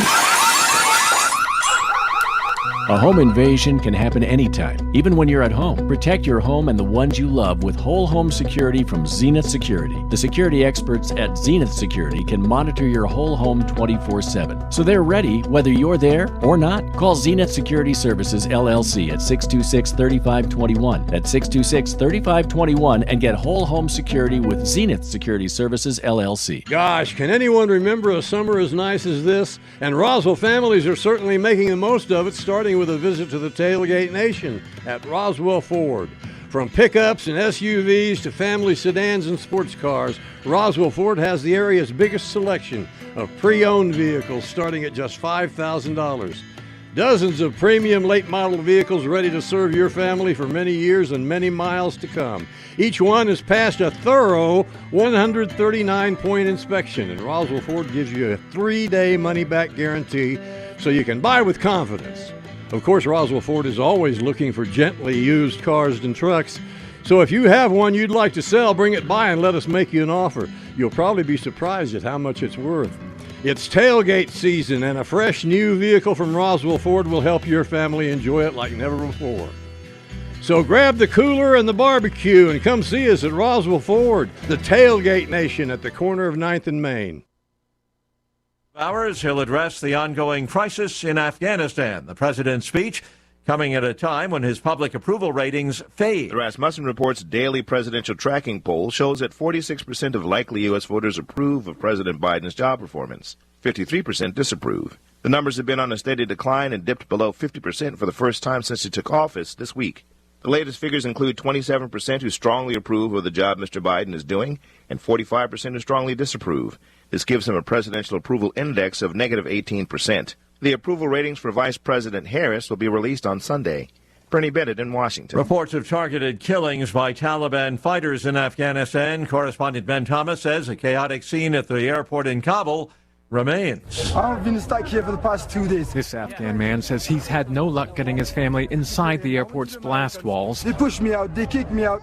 While some in the crowd wave British, German, and other nations' passports, many have shown up with no documents. And as the crowd presses forward, armed troops plead with the help of interpreters for them to back up.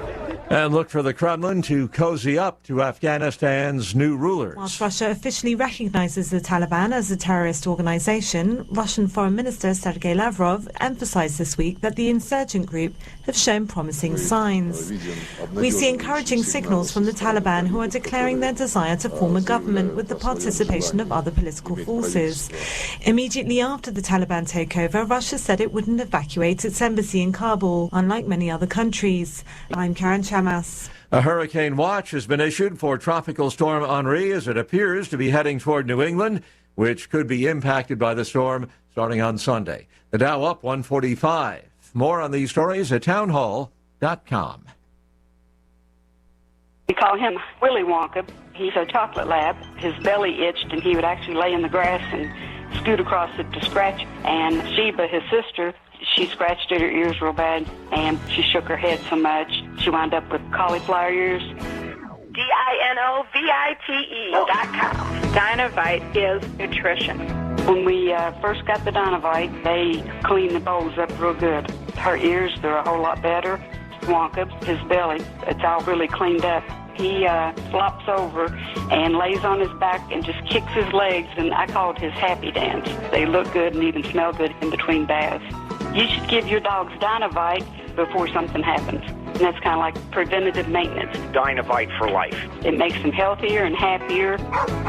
You won't believe how happy your dog will be.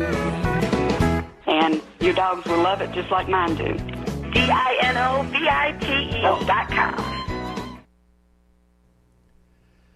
The United Nations is welcoming Qatar's donation of millions of dollars in aid for some of the poorest people in Gaza. This agreement will come as a relief for some 100,000 poor Palestinian families who now receive $100 a month from Qatar, but transferred by the UN directly into their bank accounts with Israeli oversight. Since the last round of serious fighting between Israel and Hamas in May, aid distribution has been held up by a long-running dispute over how to prevent Hamas accessing donated funds. In the past, Israel allowed a Qatari envoy to carry cash into Gaza for needy families on on a near-monthly basis, a process that many Israelis argued was open to exploitation by Hamas. That's a BBC's Yolande Nell. Faced with slowing numbers of people getting COVID-19 vaccinations, South Africa opening eligibility to all adults, move aimed at stepping up the volume of inoculations. News and analysis at townhall.com. Following last year's pause, the cry of play ball being heard again at the Little League World Series. The tournament started Thursday in South Williamsport, Pennsylvania, but without international teams, and it won't have 22,000 fans in the stands for the championship. The coronavirus forced the cancellation of the annual series last year, and this year the Delta variant forced Little League tournaments for several older age groups to be scrapped. But what most fans think of as Little League World Series with 10 to 12-year-old players on the field will take place over the next week and a half.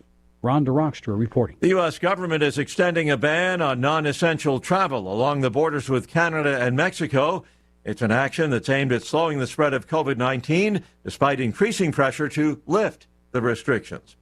Again, on Wall Street this hour, stocks in positive territory. The Nasdaq up 133 points, the S&P 24 points higher. More on these stories at townhall.com.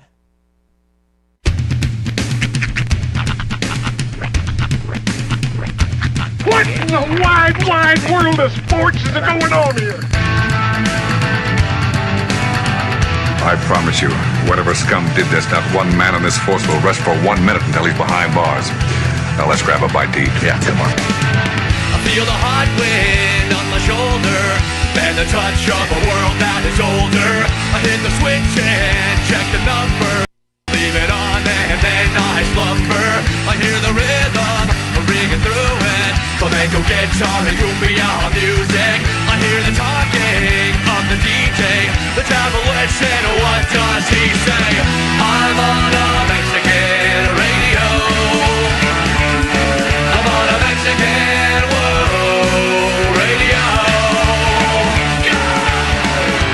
Broadcasting live from high atop the J.P. White Building in downtown Roswell, New Mexico.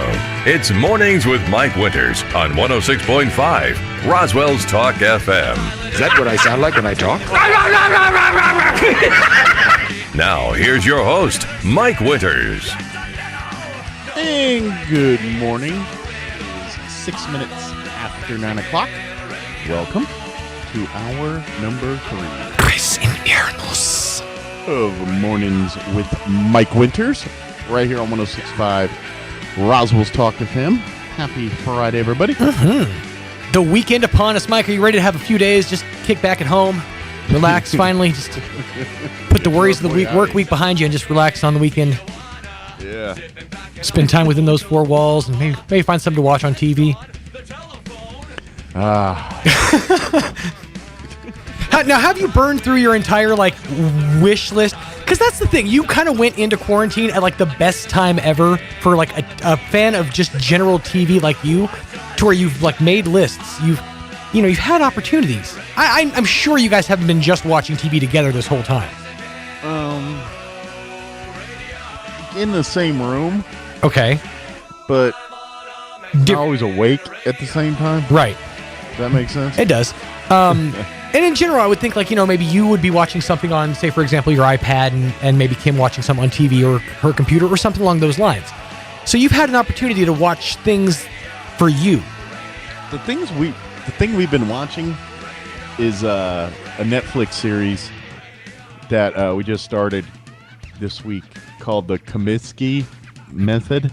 Okay, I think I've heard of that. And it's Michael Douglas. Okay. And it's a comedy. And he's a actor. Was once famous. Now he's kind of in the B-list world. Sure. And he teaches acting. And his best friend is his agent, which is played by someone famous that I can't remember right now. And basically it's their friendship. They're old and they're going through life dealing with stuff. And it's a comedy. So a bunch of serious stuff. Frankie and Grace, but for dudes? Kinda. Yeah. Grace and Frankie. It's got a bunch of cameos. I think Morgan Freeman shows up at some point. Wow. They've got 3 seasons on Netflix. And we're about through the first one. Nice. So well, that's cool. So you got a couple things to distract you. A few series.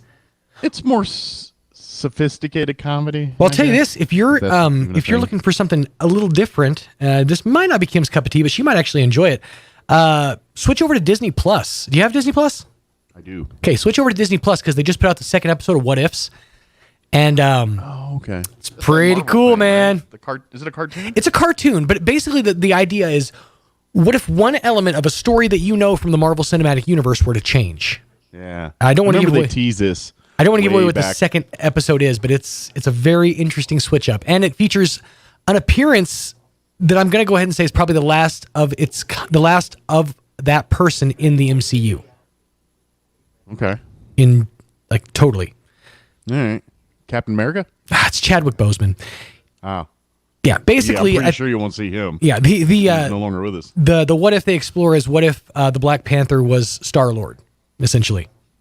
Oh. Yeah, dude. It's pretty interesting. It's kind of a cool spin. I remember back when Disney Plus first came out, this was one of those selling points they were telling everybody. Yep. Like they were talking about the Mandalorian and all that. Even before the Disney Plus came out, when they released the Phase 4 or whatever of the Marvel Cinematic Universe, it showed up right in the middle. It was like right before the Doctor Strange movie, like 2 years from now. And you just saw this thing that said "What Ifs." They released this back when they said they were doing the Falcon and the Snowman show and the WandaVision and all that. Which they're taking those a little far. I think their new series, Priest, a Minister, and a Rabbi, I feel like that's... The Falcon Snowman or whatever it's really called. Yeah. I can't. Falcon and the Winter Soldier. Yeah. That's actually was good. I enjoyed that. Yeah. WandaVision, I stalled and I haven't picked it back up. Yeah, I stalled on that one too, and I really want to. My want to is strong, but it's the motivation to start it. Once I start it, it's a snowball. Yeah. I gotta see how many guests we have, so go ahead and jaw for a minute. Okay, yeah, I think well, first, before we do the rundown, I got to thank the fine folks at McDonald's for providing delicious breakfast treats to the Friday morning edition of Mornings with Mike Winters. They provide us delicious breakfast items, and you can have them too. Swing by any of your McDonald's here in town, and get to come. The fastest and busiest drive-through in New Mexico is the UFO McDonald's. It's science. They proved it out, but they got you covered. They're really good at it. Download the app, utilize that app, and get exclusive deals only available through that app. And by the way, McDonald's also looking for quality people to be a part of their team. I know with Nick Snowberger and his team, they own the McDonald's not only here in Roswell, but in Carlsbad and Artesia.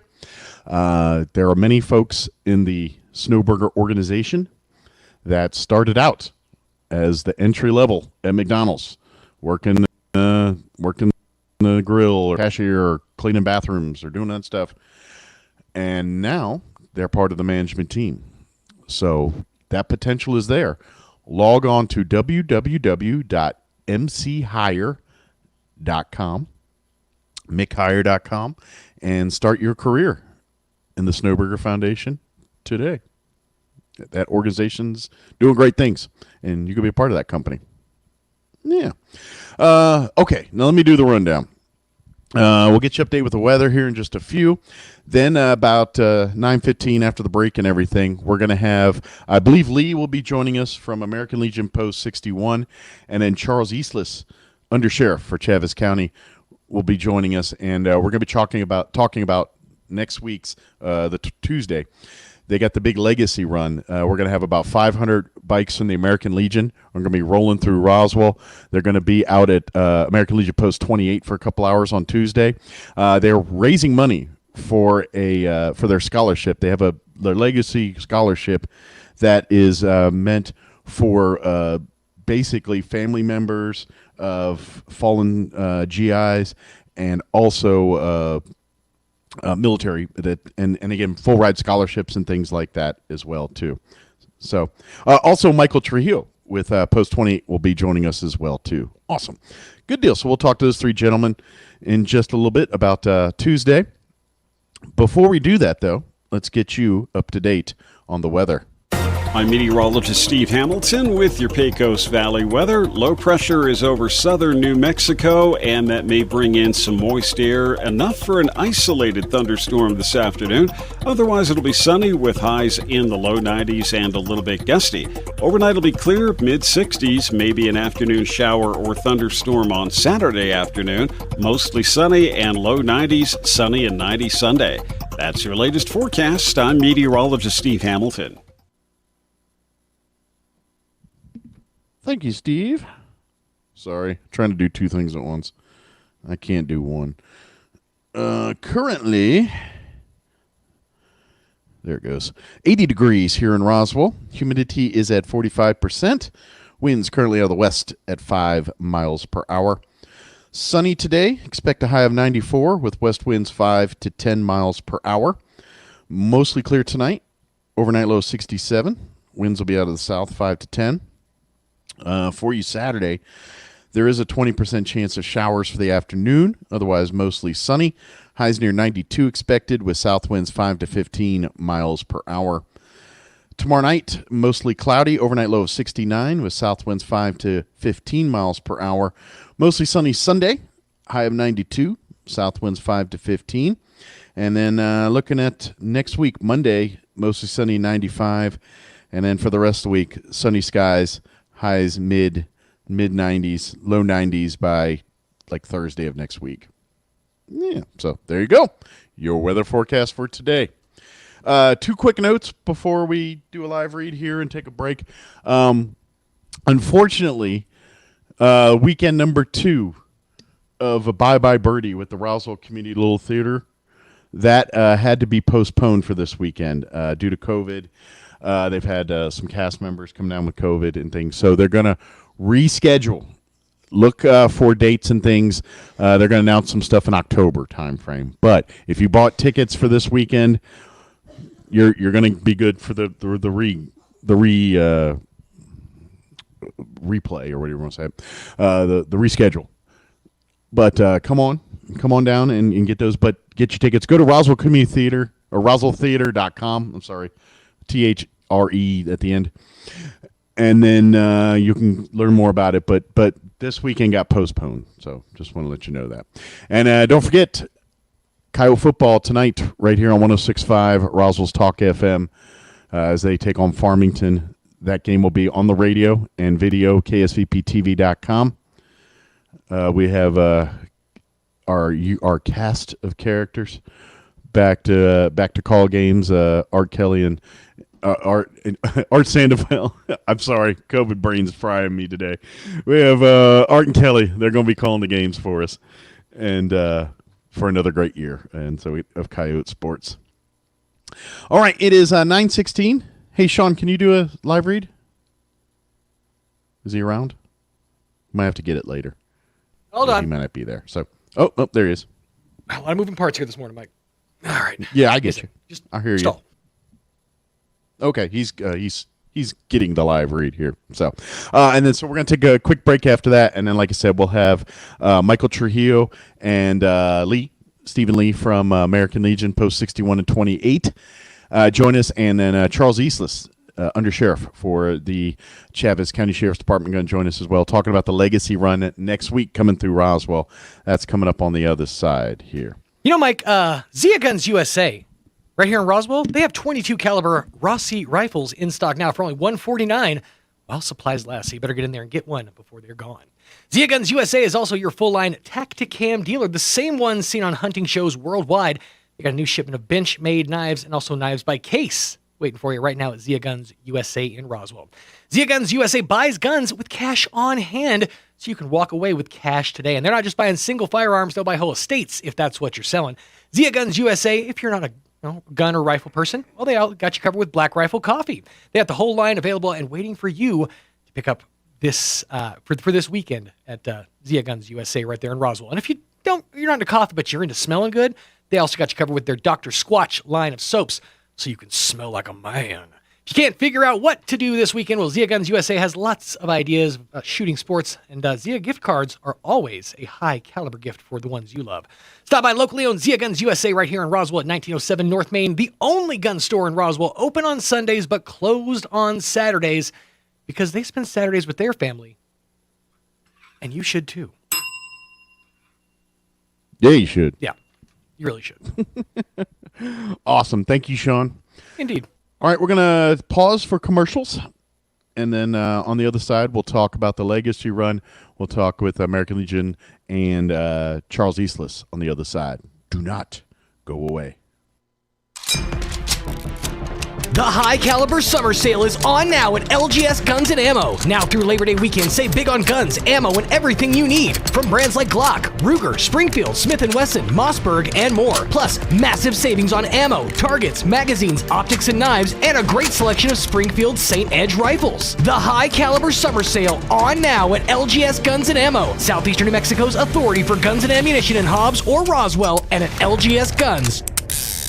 Imagine pool water that is extremely soft and gentle on hair, skin, and eyes. Soft Swim is a chlorine-free sanitizing system by BioGuard. Simple and easy, Soft Swim will give you a crystal clear pool that feels luxuriously soft. Your pool might just become the destination of the entire neighborhood. Application is a breeze, no mixing, no pre-dissolving, and routine maintenance is simple. Come to Mays Lumber Company today, the only dealer for Soft Swim by BioGuard. You can count on Mays Lumber Company. Every project, big or small, starts with a solid foundation. Chance Materials is your provider for quality, affordable, ready-mix concrete. No matter the job or project, Chance Materials has the quality products and unmatched customer service you deserve. All at the lowest price possible. Online at chancematerials.com. Call 575-363-3240. Serving the Pecos Valley with plants in Roswell and Carlsbad with ready-mix concrete and more. Chance Materials. Because when a project matters, materials matter most. College football is back on the High Plains. You don't want to miss out on your Eastern New Mexico University Greyhounds' return to the gridiron as they welcome 6 home opponents this fall. The home schedule features the Wagon Wheel rivalry game versus West Texas A&M, our annual homecoming game, and the home opener on September 2nd versus Central Washington. Season tickets are now available for as low as $25 per person. Call 575-562-2153 or visit goeasternathletics.com for more information. ENMU Greyhound football, all in. We know you love your car. And at Big O Tires, we love your car too. We know it's so much more than just how you get from here to there. That's why your locally owned Big O is proud to help keep your car in top shape with our always trustworthy service, quality products, and some of the best deals in town. Right now through September 6th, head over to your local Big O Tires for our anniversary sale and save $100 instantly on select sets of 4 Big O brand tires. And don't forget, we have easy and affordable financing options available for nearly any budget. As members of your community, we know what's important to you and your car. Big O Tires, the team you trust. Installation charges extra. Required on all 4 tires. Not valid with other offers. Eligibility may vary. Disposal fees extra and up to 10% shop fee based on not discounted regular retail price. Not to exceed $35 where permitted. See store for details. This is Dallas Cowboys football 2021. Prescott in the gun. They blitz. Only heard here. Deep ball by Prescott. Man all alone at the goal line. CeeDee Lamb. All season. 43 yards, a touchdown, and a touchdown dance. Saturday night, it's your Cowboys and the Houston Texans. Live from AT&T Stadium on this Dallas Cowboys radio network station. Pre-game at 5, kickoff at 6 on 92.9 The Brand. Brought to you by Tate Branch of Carlsbad. Here's a Mornings with Mike Winters fun fact. The average person spends only 10 minutes a day speaking. Many wish Mike Winters was more like the average person. Here's Mike Winters. And good morning. It is 22 minutes after 9 o'clock. And joining us in studio this morning from American Legion Post 28 and American Legion Post 61. From 28, Michael Trujillo and Stephen Lee back with us from Post 61. Morning, gentlemen. Morning. Morning, Mike. How are you guys doing today? Pretty good. Looks like you your head grew a bit since the last time I seen you. But my waist got thinner. Oh, well, there you go. Yeah. Yeah, sorry, you got to look at that today. It scares me too. Well, I was just thinking you became a Nephilim or something. Yeah, that thing is. People like it. I don't. It horrifies. It just What's creeps with me the out. beanie? Oh, that's just for fun. Okay, You gotta have fun with it. well, you had a different hat on it last time. Yeah, I was wearing my Roswell Seed hat. I think I got my Dodge Boys hat on right now. I think. Got a pig on got it. a pig on it. Oh, it's a pig. Yeah. Oh, I don't know where that heck. Remember, I don't know what it remember is. you're not here in the the office, and so your coworkers are probably making Live doing from things. Afghanistan, Mike Winters. Yeah. Yeah, well, in all fairness, I probably deserve it. So I reciprocate. Yeah, you're going to have to get Sean back for this one. Won't be the first. Won't be the last. Anyway, Mike, we got a big event coming up on Tuesday. We wanted to let everybody in on. One weekend away here, next Tuesday. We are going to have. Where are we up to now? About 500 bikes coming through? No, it got reduced down. So it's about 300 officially registered according to National. Okay. But apparently and we what had it is some going on dropouts. is American Legion is doing nationally. It's a legacy run, and this is to raise money and awareness for their scholarship program that is geared towards the I guess the dependents of a person that served and was either injured or made the ultimate sacrifice for our country. But this is a scholarship program for their dependent siblings where they can get up to full ride scholarships for college and things like that. Yeah. So. Yeah, and that, by the way, that disabled rating has to be 50% or higher. So we're talking pretty severely disabled veteran in the active war.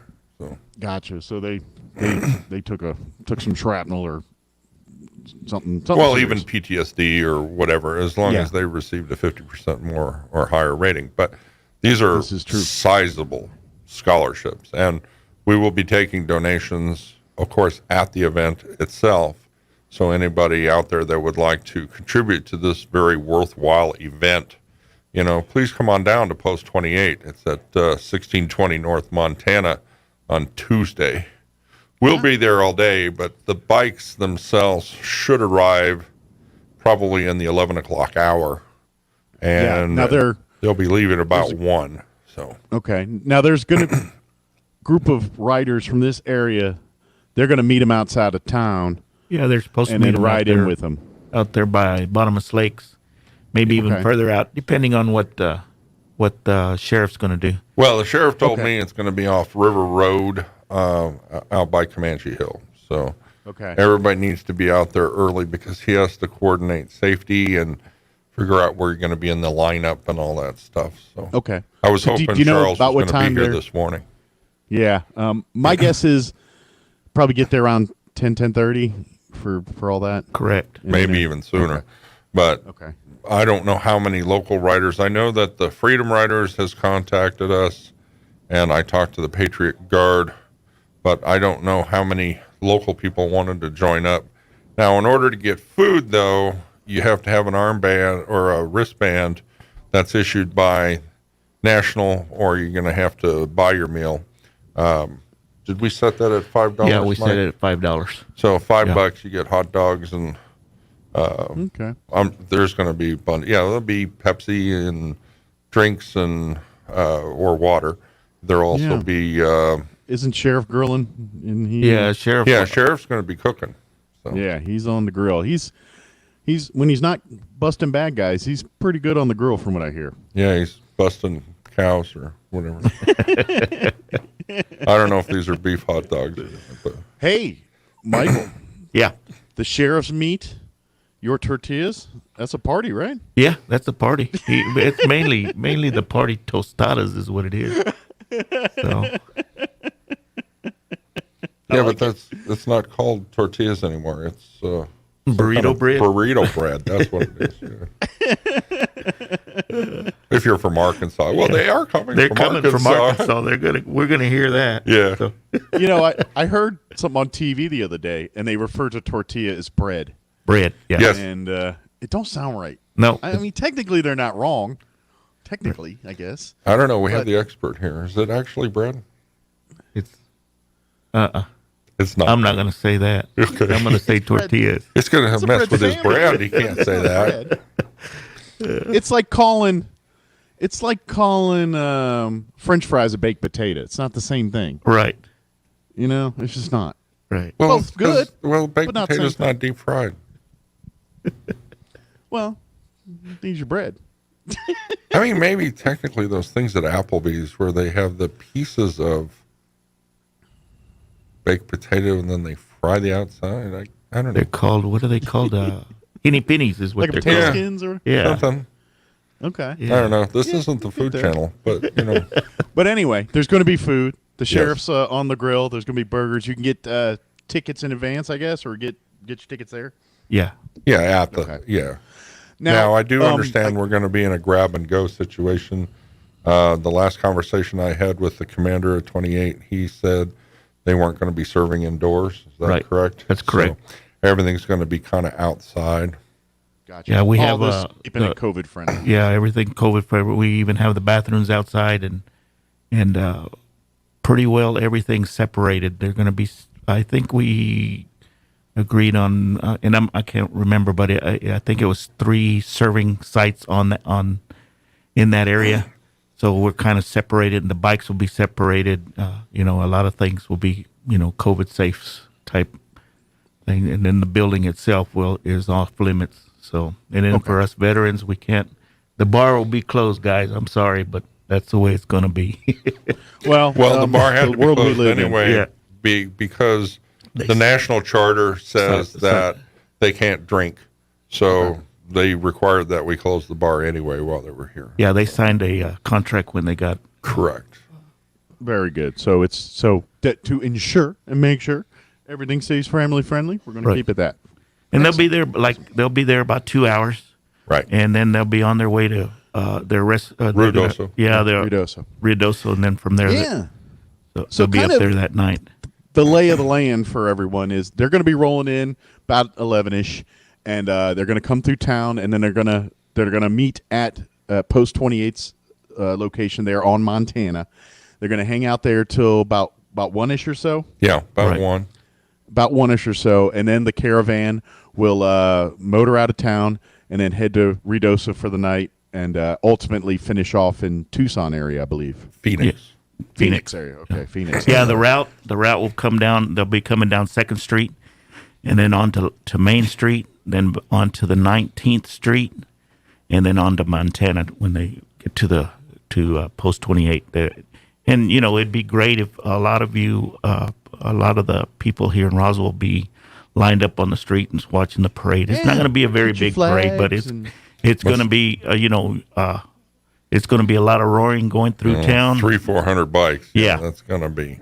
So it's going to be pretty neat. Raise a few eyebrows. Right. Yeah, it's to raise awareness and obviously to raise some money. So if you'd like to help out, again, all the money that you donate is going to go to the Legacy Scholarship Program and help American Legion, which in turn will help Americans achieve their goals of getting their education and everything like that. If you'd like to make donations, you can come out, bring cash. I'm sure there's an online way we can get that done too. But come out, maybe buy. I think there'll be some booths and things where you can buy some real cool accoutrement and things and some keepsakes. Yeah, we'll have some tables out there, but I do want to take the time to thank some local businesses for helping us out here. We had Albertsons stepped up to the plate pretty heavily. Walmart, I don't know, was it Sam's Club too that helped us out? Yeah. Sam's Club, and a few other places. I was trying to get Shamrock Foods to jump on board, but I'm probably going to end up buying stuff to accommodate the run. And I would imagine too, if someone said, "Hey, here's some money, I'd like to help you out do that," there would be more than ample opportunity to do so. Yeah, and I will mention that the owner of Memory Lawn sent a sizable check for the Legacy Scholarship. So I'm glad we'll to be hear presenting that at on Tuesday. Excellent. Yeah, and I know. By the way, do you want to do a quick update on that, Lee, while we're talking about it? Sure. We've been cleaning the place up. Actually, people have been sending me money, which is fantastic. I've had 2 local donors here in town send me 2 checks for $250 a piece, and then I just received $100 from Reineke Medical. Sent me $100 for that, and I got a $100 gift voucher from Wakefield Oil for gasoline, so we'll be able to help people in that. Now, we're going to be out there on the 25th, starting at 0800. You know, that's a crack of dawn for you civilians. 8 o'clock for you civvies. And we will be doing some more mowing. We started watering, so there's probably going to be growth, and we've been tending individual graves as we go. There's been some cave-ins and washouts and stuff like that, and we've been identifying them. And as soon as the ground is hard enough and we can get the heavy equipment out there to lift the stones, we'll be filling in underneath those things. Okay. So the heavy work's coming. Oh, yeah. Unfortunately, some of it's going to start while I'm in Phoenix, but we'll be setting more dates in September that we're going to be out there doing general maintenance and ant killing and things of that nature. But now that we've got the majority of the brush down, we're able to actually see the graves. Now we can go in and meticulously start working on the individuals and identifying trees and stuff that are dead that need to be replaced. Now, my understanding is the owner, Henry, will be here within the next couple of weeks, so we can start planning on the straightening of the rows, the realignment of the gravestones, and start, really getting down into it. So awesome. Well, this is good to see, and obviously, folks listening, the public, anybody wants to get involved, the more the merrier. This is a group effort to get it. We've had, like Lee said, a lot of outside help, people around town donate money, donating resources, time. It's been a blessing.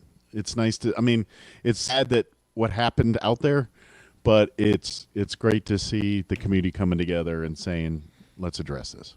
So, one note about the Legacy Scholarship Run that I didn't mention is National Commander for the American Legion will be here. He will be here on. This is going to be a big deal because, well, one, because Commander's going to be here, but he's also going to be performing a small ceremony over at the POW Park. Okay. As well. So awesome. This is not a small endeavor. Yeah. Think those guys going to be a little saddle sore? Hey, Mike, Charles is here, and since we don't have the headphone capacity, I'm going to go ahead and probably take over from here if that works. Okay, yeah. Sean's here. Charles can't hear me. Hey, do we want to talk hold on about one second. This is going to take a choreography of me turning on microphone buttons and turning off microphone buttons, so bear with me, okay? Go ahead, Mike, speak now. All right, they're all doing their little dance there. One thing I do want to mention while they're getting set up here is this event is we want to get the public to come out. Like, if you only spend your lunch hour, come out for a few minutes, come meet some of these folks, come and support. If you got $5 to give or something, that'd be great. Supporting the posts out there, buying some of the stuff, all this helps. The legacy money that'll go to the scholarship, but you buy some of the things from the post there, that's money going to help locally here too. So don't forget to shop those little booths and things while you're out there to help our local folks too. So. Oh, and I had a little bird whisper in my ear. We got donated about 1,200 Girl Scout cookies, so we'll be out there giving those away. Cool. All right. I imagine a cornucopia of Girl Scout cookie flavors. Yes, I have boxes of them stacked at my house. All right, What's your favorite, Lee? We got to go around the room and ask the favorites. Let's list off your favorites. Well, I want to know Lee's first because I got a funny feeling there'll be less of those available at the event. I actually don't know the flavors of Girl Scout cookies. Most of the ones that I've had are quite edible. So, well, yeah, they're all good. Thin Mint's always the most popular. Yeah, Thin Mint is a 1 seed. I got to say, though, I'm way more of a Caramel Delights man myself. You can't say Samoas anymore. It's not allowed. But I'm way more of a Caramel Delights man myself. You're giving away your age. That sounds good. Oh, totally am, yeah. That sounds good. I like me some Samoas. It's the ones that the rings with the chocolate on the bottom, the caramel and the coconut. I don't think they call them that anymore. I think they have a new name. Yeah, they're called Caramel Delights now. Yeah. Mm-hmm. Yeah. Now that we got they a are truck delicious. here, we've been telling everybody to marshal up about, I don't know, between 9 and 10:30, depending upon, so you can give a briefing out on River Road, I believe it was, just off Comanche Hill. So maybe if you could update us on that. Absolutely. First of all, thank you for having us this morning, Mike. And I apologize for running a little behind. I had another meeting this morning that, as meetings always go, you can plan them, but you can't call them. So, but I made it, and I have been working with them. I have been attending the meetings for the American Legion, and we are very, very honored and very, very proud that they asked us to escort them into Roswell. Just so that everybody knows, and I'm sure they've gone over this with you, but we want to make it known to the public to please be cautious. We're going to have several motorcycles, 200 plus motorcycles, as well as vehicles, and there will be an escort with lights and sirens and things such as that. We will be coming in off 380 East. Mm-hmm. We will be traveling down 380 to Main Street, north on Main Street to College, westbound on College to Montana, where we will proceed to the American Legion at 1620 North Montana. One thing that I think is very, very important is we ask everybody, anybody that is available, and obviously we're all patriotic, to please come out, line the streets, bring your flags, show your support for the veterans, show your support for our local American Legion, and for these riders and for everything that they've done and sacrificed for our country and for the community. Absolutely. One thing that we do want to remind everybody is please also be cautious. We are going to be moving along. We're going to be blocking traffic at intersections.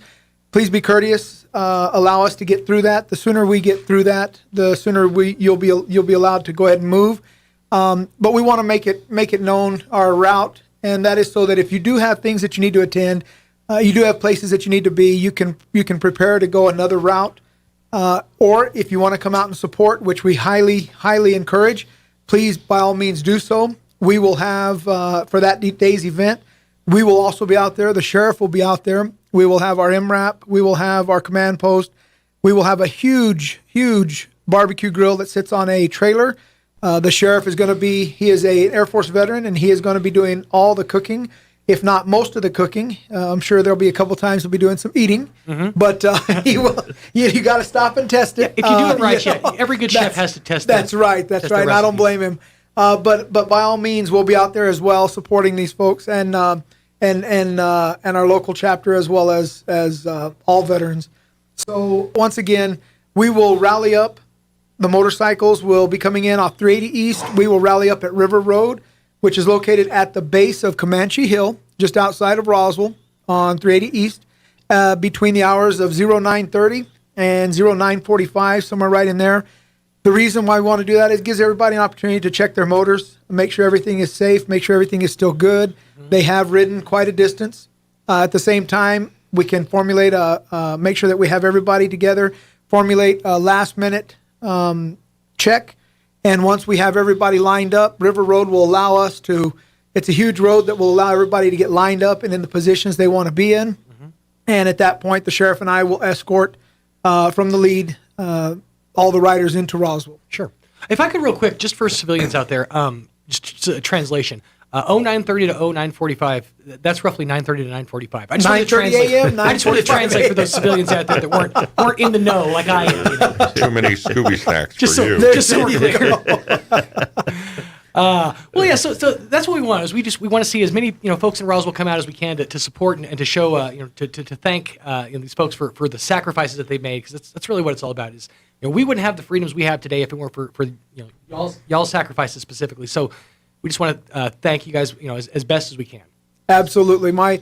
I come from a veteran family. My father served in the U.S. Army during Vietnam. My three uncles on my mom's side, my other uncle on my dad's side, my grandfather. So I come from a huge military family. Darn the flat feet. I didn't make MEP, so I always wanted to be a police officer. So there it was, 23 plus 24 years later. You know, it's funny you mentioned that. I'm actually seeing a veteran currently who has flat feet. So does her son, weirdly. Right. Yeah. So I was like, "How'd you get through?" And she's like, "Well, I have flat feet. Yeah, there you go. And I got in the Air Force.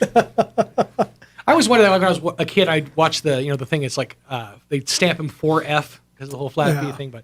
But yeah, just, for all those folks out there who have served, who had made that sacrifice, this is just an opportunity for us to say thank you and really in a big way with a huge celebration. So everybody that can come out and please be a part of this.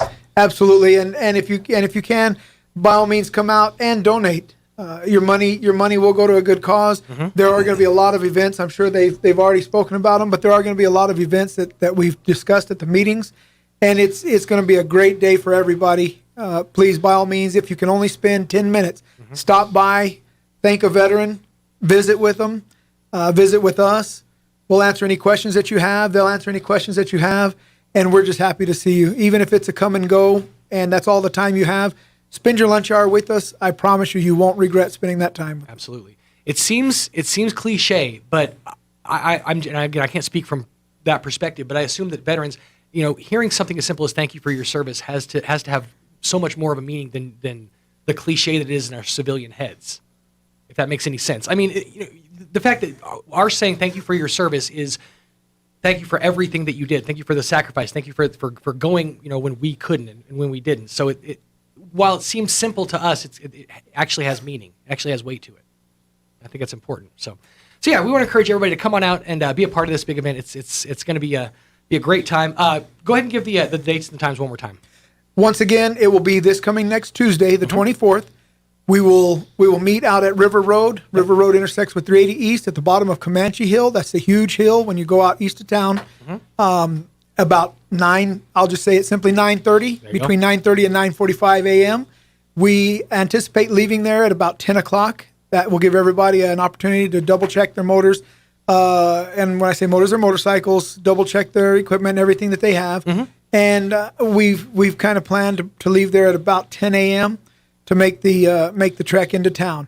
We are scheduled to come on to the Mike Winter Show again this coming Monday, I believe at 0800. That's 8 o'clock in the morning for those folks. I am not double booked on that day, so I will not be late on that day. I will be on time for that one. You got to be careful saying that. I make a great closing, right? Absolutely.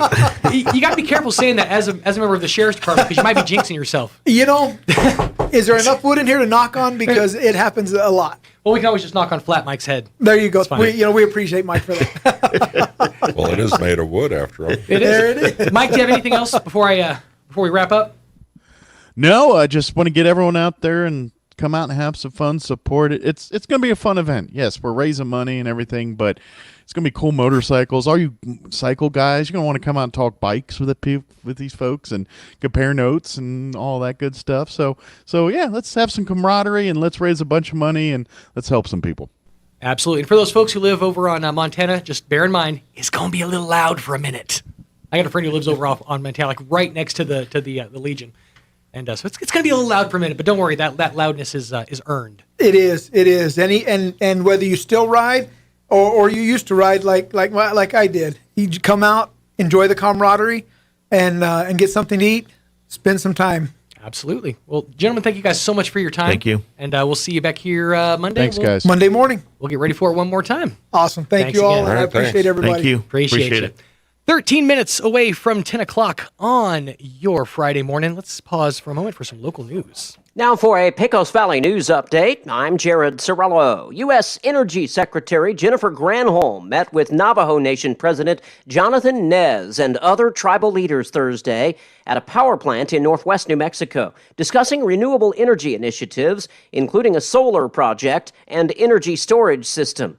Senator Martin Heinrich, the Democrat from New Mexico, Representative Teresa Leger Fernandez, also a Democrat, and U.S. Office of Indian Energy Director Walayat Johns joined the meeting at the Four Corners power plant.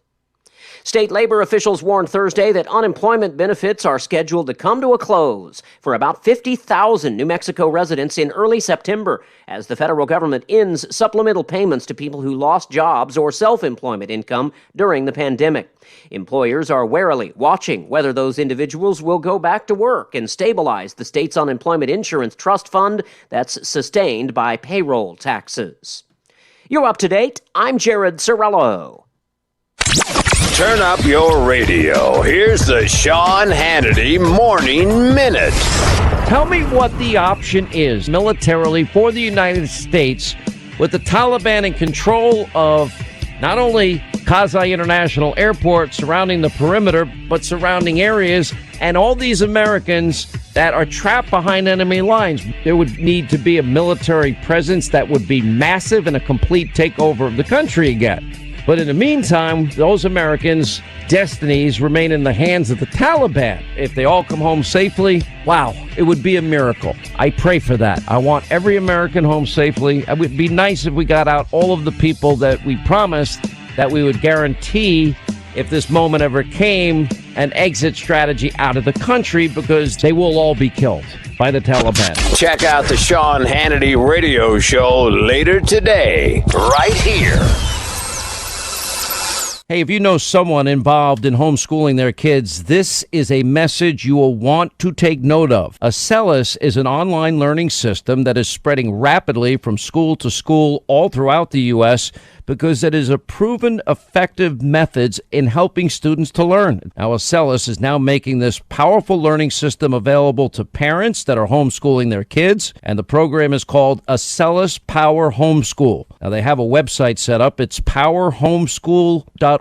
Now, for one affordable monthly fee, your students have access to over 400 courses covering subjects K through 12. Now, imagine kids reading before they even turn 5, and parents are reporting that is especially effective for struggling students. That's because Acellus is a homeschool learning accelerator. It adapts instruction to fix the learning gaps that hold students back. Now, it's not too late for the fall season. Check out powerhomeschool.org. I'm meteorologist Steve Hamilton with your Pecos Valley weather. Low pressure is over southern New Mexico, and that may bring in some moist air, enough for an isolated thunderstorm this afternoon. Otherwise, it'll be sunny with highs in the low 90s and a little bit gusty.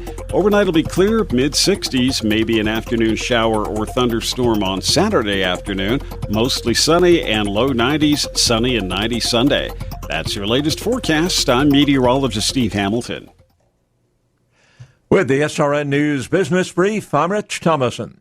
Wall Street's benchmarks higher at mid-morning. Speculation the Fed could leave its stimulus efforts alone as the coronavirus Delta variant continues to spread. Anyone dining or exercising indoors in San Francisco must now show that they are fully vaccinated against COVID-19. It's one of the nation's most stringent restrictions on unvaccinated people. The city's mayor says the mandate is needed to stem the rise of COVID-19 cases. San Francisco's rule goes beyond New York City's, which requires only the first dose of a vaccine for indoor activities. Correspondent Jeremy House. Shares of British supermarket chain Morrison's have spiked higher after a New York-based private equity firm trumped a previous offer for the company with a $9.5 billion bid. Morrison's board will recommend a yes vote at a shareholders' meeting. With business, I'm Rich Thomason. I believe that God owns everything. He's the source of our wealth, of our talents, and really of every moment in our lives. We may not take credit for anything we have, because whatever we have has been entrusted to us by God to be used cheerfully and generously to serve Him. God wants us to be content with what we have, knowing that He'll provide everything we need for each day. He asks that we use our money wisely, recognizing that it belongs to Him and that someday we'll have to give an account to how we spent it. As a token of our gratitude, He expects us to give a portion of all that we've received to be used in His kingdom. We must use God's gifts to serve others, not for our own glory, but for His.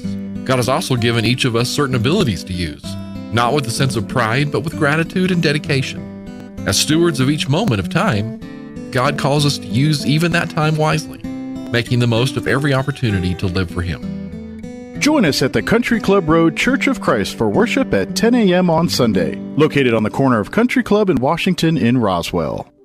We serve all New Mexico. If you think it's hard to take out a home loan, those rumors are wrong. It's not true. Contact Loan Officer Elliot Rodriguez, MLS number 41002 at CMG Financial, phone number 719-237-4680. At CMG Financial, we can help. Experience extraordinary with CMG Financial. Every customer, every time, no exceptions, no excuses. CMG Financial is a registered trade name of CMG Mortgage Incorporated, MLS 1820. CMG Mortgage Incorporated is equal opportunity lender. To verify complete list of states licensed, visit www.mlsconsumersaccess.org. Equal fair housing is the right for everyone to have access to all housing opportunities without discrimination based on race, religion, national origin, sex, color, familial status, or disability. The massive vehicle blowout is on now at Roswell Nissan with truckloads of vehicles, virtually every make and model to choose from at liquidation prices. Get a 2018 Altima for just $189 a month, a 2016 Versa for just $149 a month, or an 08 Pathfinder for just $99 a month. Get a 12-pack just for stopping by, a Bluetooth speaker with a qualified test drive, and a Target gift card with purchase. And bring your mailer to play Lucky Lotto to win cold, hard cash. Sizzling savings during the massive vehicle blowout on now at Roswell Nissan, 2111 West 2nd. This is Renee. Happy to be here. She's not some influencer. She's more of a groundbreaker, turning her 4-acre lot into a little slice of heaven behind the wheel of a John Deere 1 Series tractor. Renee runs with us because the most important job is the next one. That's all I got. Nothing runs like a Deere. Hear Renee's story at Deere.com. Stop by Pecos Valley Equipment in Artesia or Roswell, or visit us online at pecosvalleyequipment.com. Here's a Mornings with Mike Winters fun fact. Astronauts are not allowed to eat beans before they go into space because passing wind in a spacesuit damages them. The suits for the astronauts. Here's Mike Winters. And good morning. It is closing on 5 minutes until the top of the hour. If you missed any part of the show, you can check it out at your leisure, ksvptv.com. Go to the Mornings with Mike Winters channel, and you'll find everything there. We had, what a full slate today. We had the folks from the Roswell Public Library. I'll get it out. Joined us in the 7 o'clock hour, talked about some of the programs and things they've got going on right now at the library, fall events, things, activities, monthly activities for not only just the wee ones, but for the teenagers and the adults as well. Then in the 8 o'clock hour, we talked to Bill Williams, Chaves County Manager. We got the highlights from yesterday's county commission meeting, discussing the marijuana legislation that they've got the procedures protocol, working on that, ICIP, all that stuff. And then, of course, this hour we had folks from American Legion Post 2861 and Undersheriff Charles Easlis talking about the big legacy bike run that's going to be coming through town next week on Tuesday, and we'll be making a stop at Post 28, and we got a big to-do going on there. Go back and check that interview out at your leisure as well. Also, do want to remind folks that the Roswell Community Theater had to postpone weekend number 2 of their performance of Bye Bye Birdie. So if you have tickets for this weekend's performances, that has been rescheduled. Look for some date announcements in around October timeframe. Unfortunately, I think some of the cast have COVID right now, so they're doing their protocols and taking care of their business to make sure everyone's healthy and safe there. So, no plays this weekend, but it will happen. Look for some makeup dates here in October. So, just want to get that message out. Don't forget, Coyote football is on tonight as the Coyotes take on Farmington. We'll have that game for you beginning pregame around 6:30ish, quarter till, and kickoff at 7 tonight. We'll have audio of the game right here on 106.5 Roswell's Talk FM. Live streaming video, ksvptv.com. Also, Artesia Bulldogs taking on Carlsbad. We'll have that game for you on our sister station, 990 AM KSVP or on live streaming video. I believe there's video that KSVPTV.com. Yes, both games going to be streamed on KSVP.com. Yeah, very good. And we're with the world of COVID. I can't talk today. Some of these games we're going to be able to video, and some we can't. It's just going to be the way of the COVID. It's going to be interesting because not normal seasons we have to deal with, rights. We have to deal with broadcast rights. So this season we're going to have to deal with broadcast rights, but also with Rona rights. So yeah, it's going to be a lot of button heads. But as many of those games as we can bring to you through our own means, we are absolutely going to do that for you all season long. That includes football as well as volleyball, soccer, and all the other sports that we can cover. You can find those under tabs at ksvptv.com. I don't think we'll run into problems in southeast New Mexico as far as bringing those games. It's when we travel to Albuquerque, when they travel out of state for, I mean, there's very little, but there's a Texas game or two on the schedule. So that's where we start running into conflicts and things. But generally, southeast, mostly southern New Mexico, we really don't have problems, big problems. I mean, getting the broadcast in. Yeah, and our problems are mostly manageable that we can kind of do workarounds or whatever. Sure. So yeah, that's what we're looking at. Big games tonight, kick-starting the 2021-2022, I guess just 2021 season for your Roswell Coyotes and for your Artesia Bulldogs over on our sister station, AM 990 and 93.7 FM KSVP. Yeah. So, thank you very much for allowing us to be a part of your day. And Mike, thank you by the way for keeping doing this, even though you said you feel like a truck hit you. We appreciate you doing this from the homeland. Thank you for keeping us going. You're the guy making all this happen. I'll just love fest over here. You're listening to 106.5 KEND, Roswell, New Mexico. We'll talk at you later. Yeah.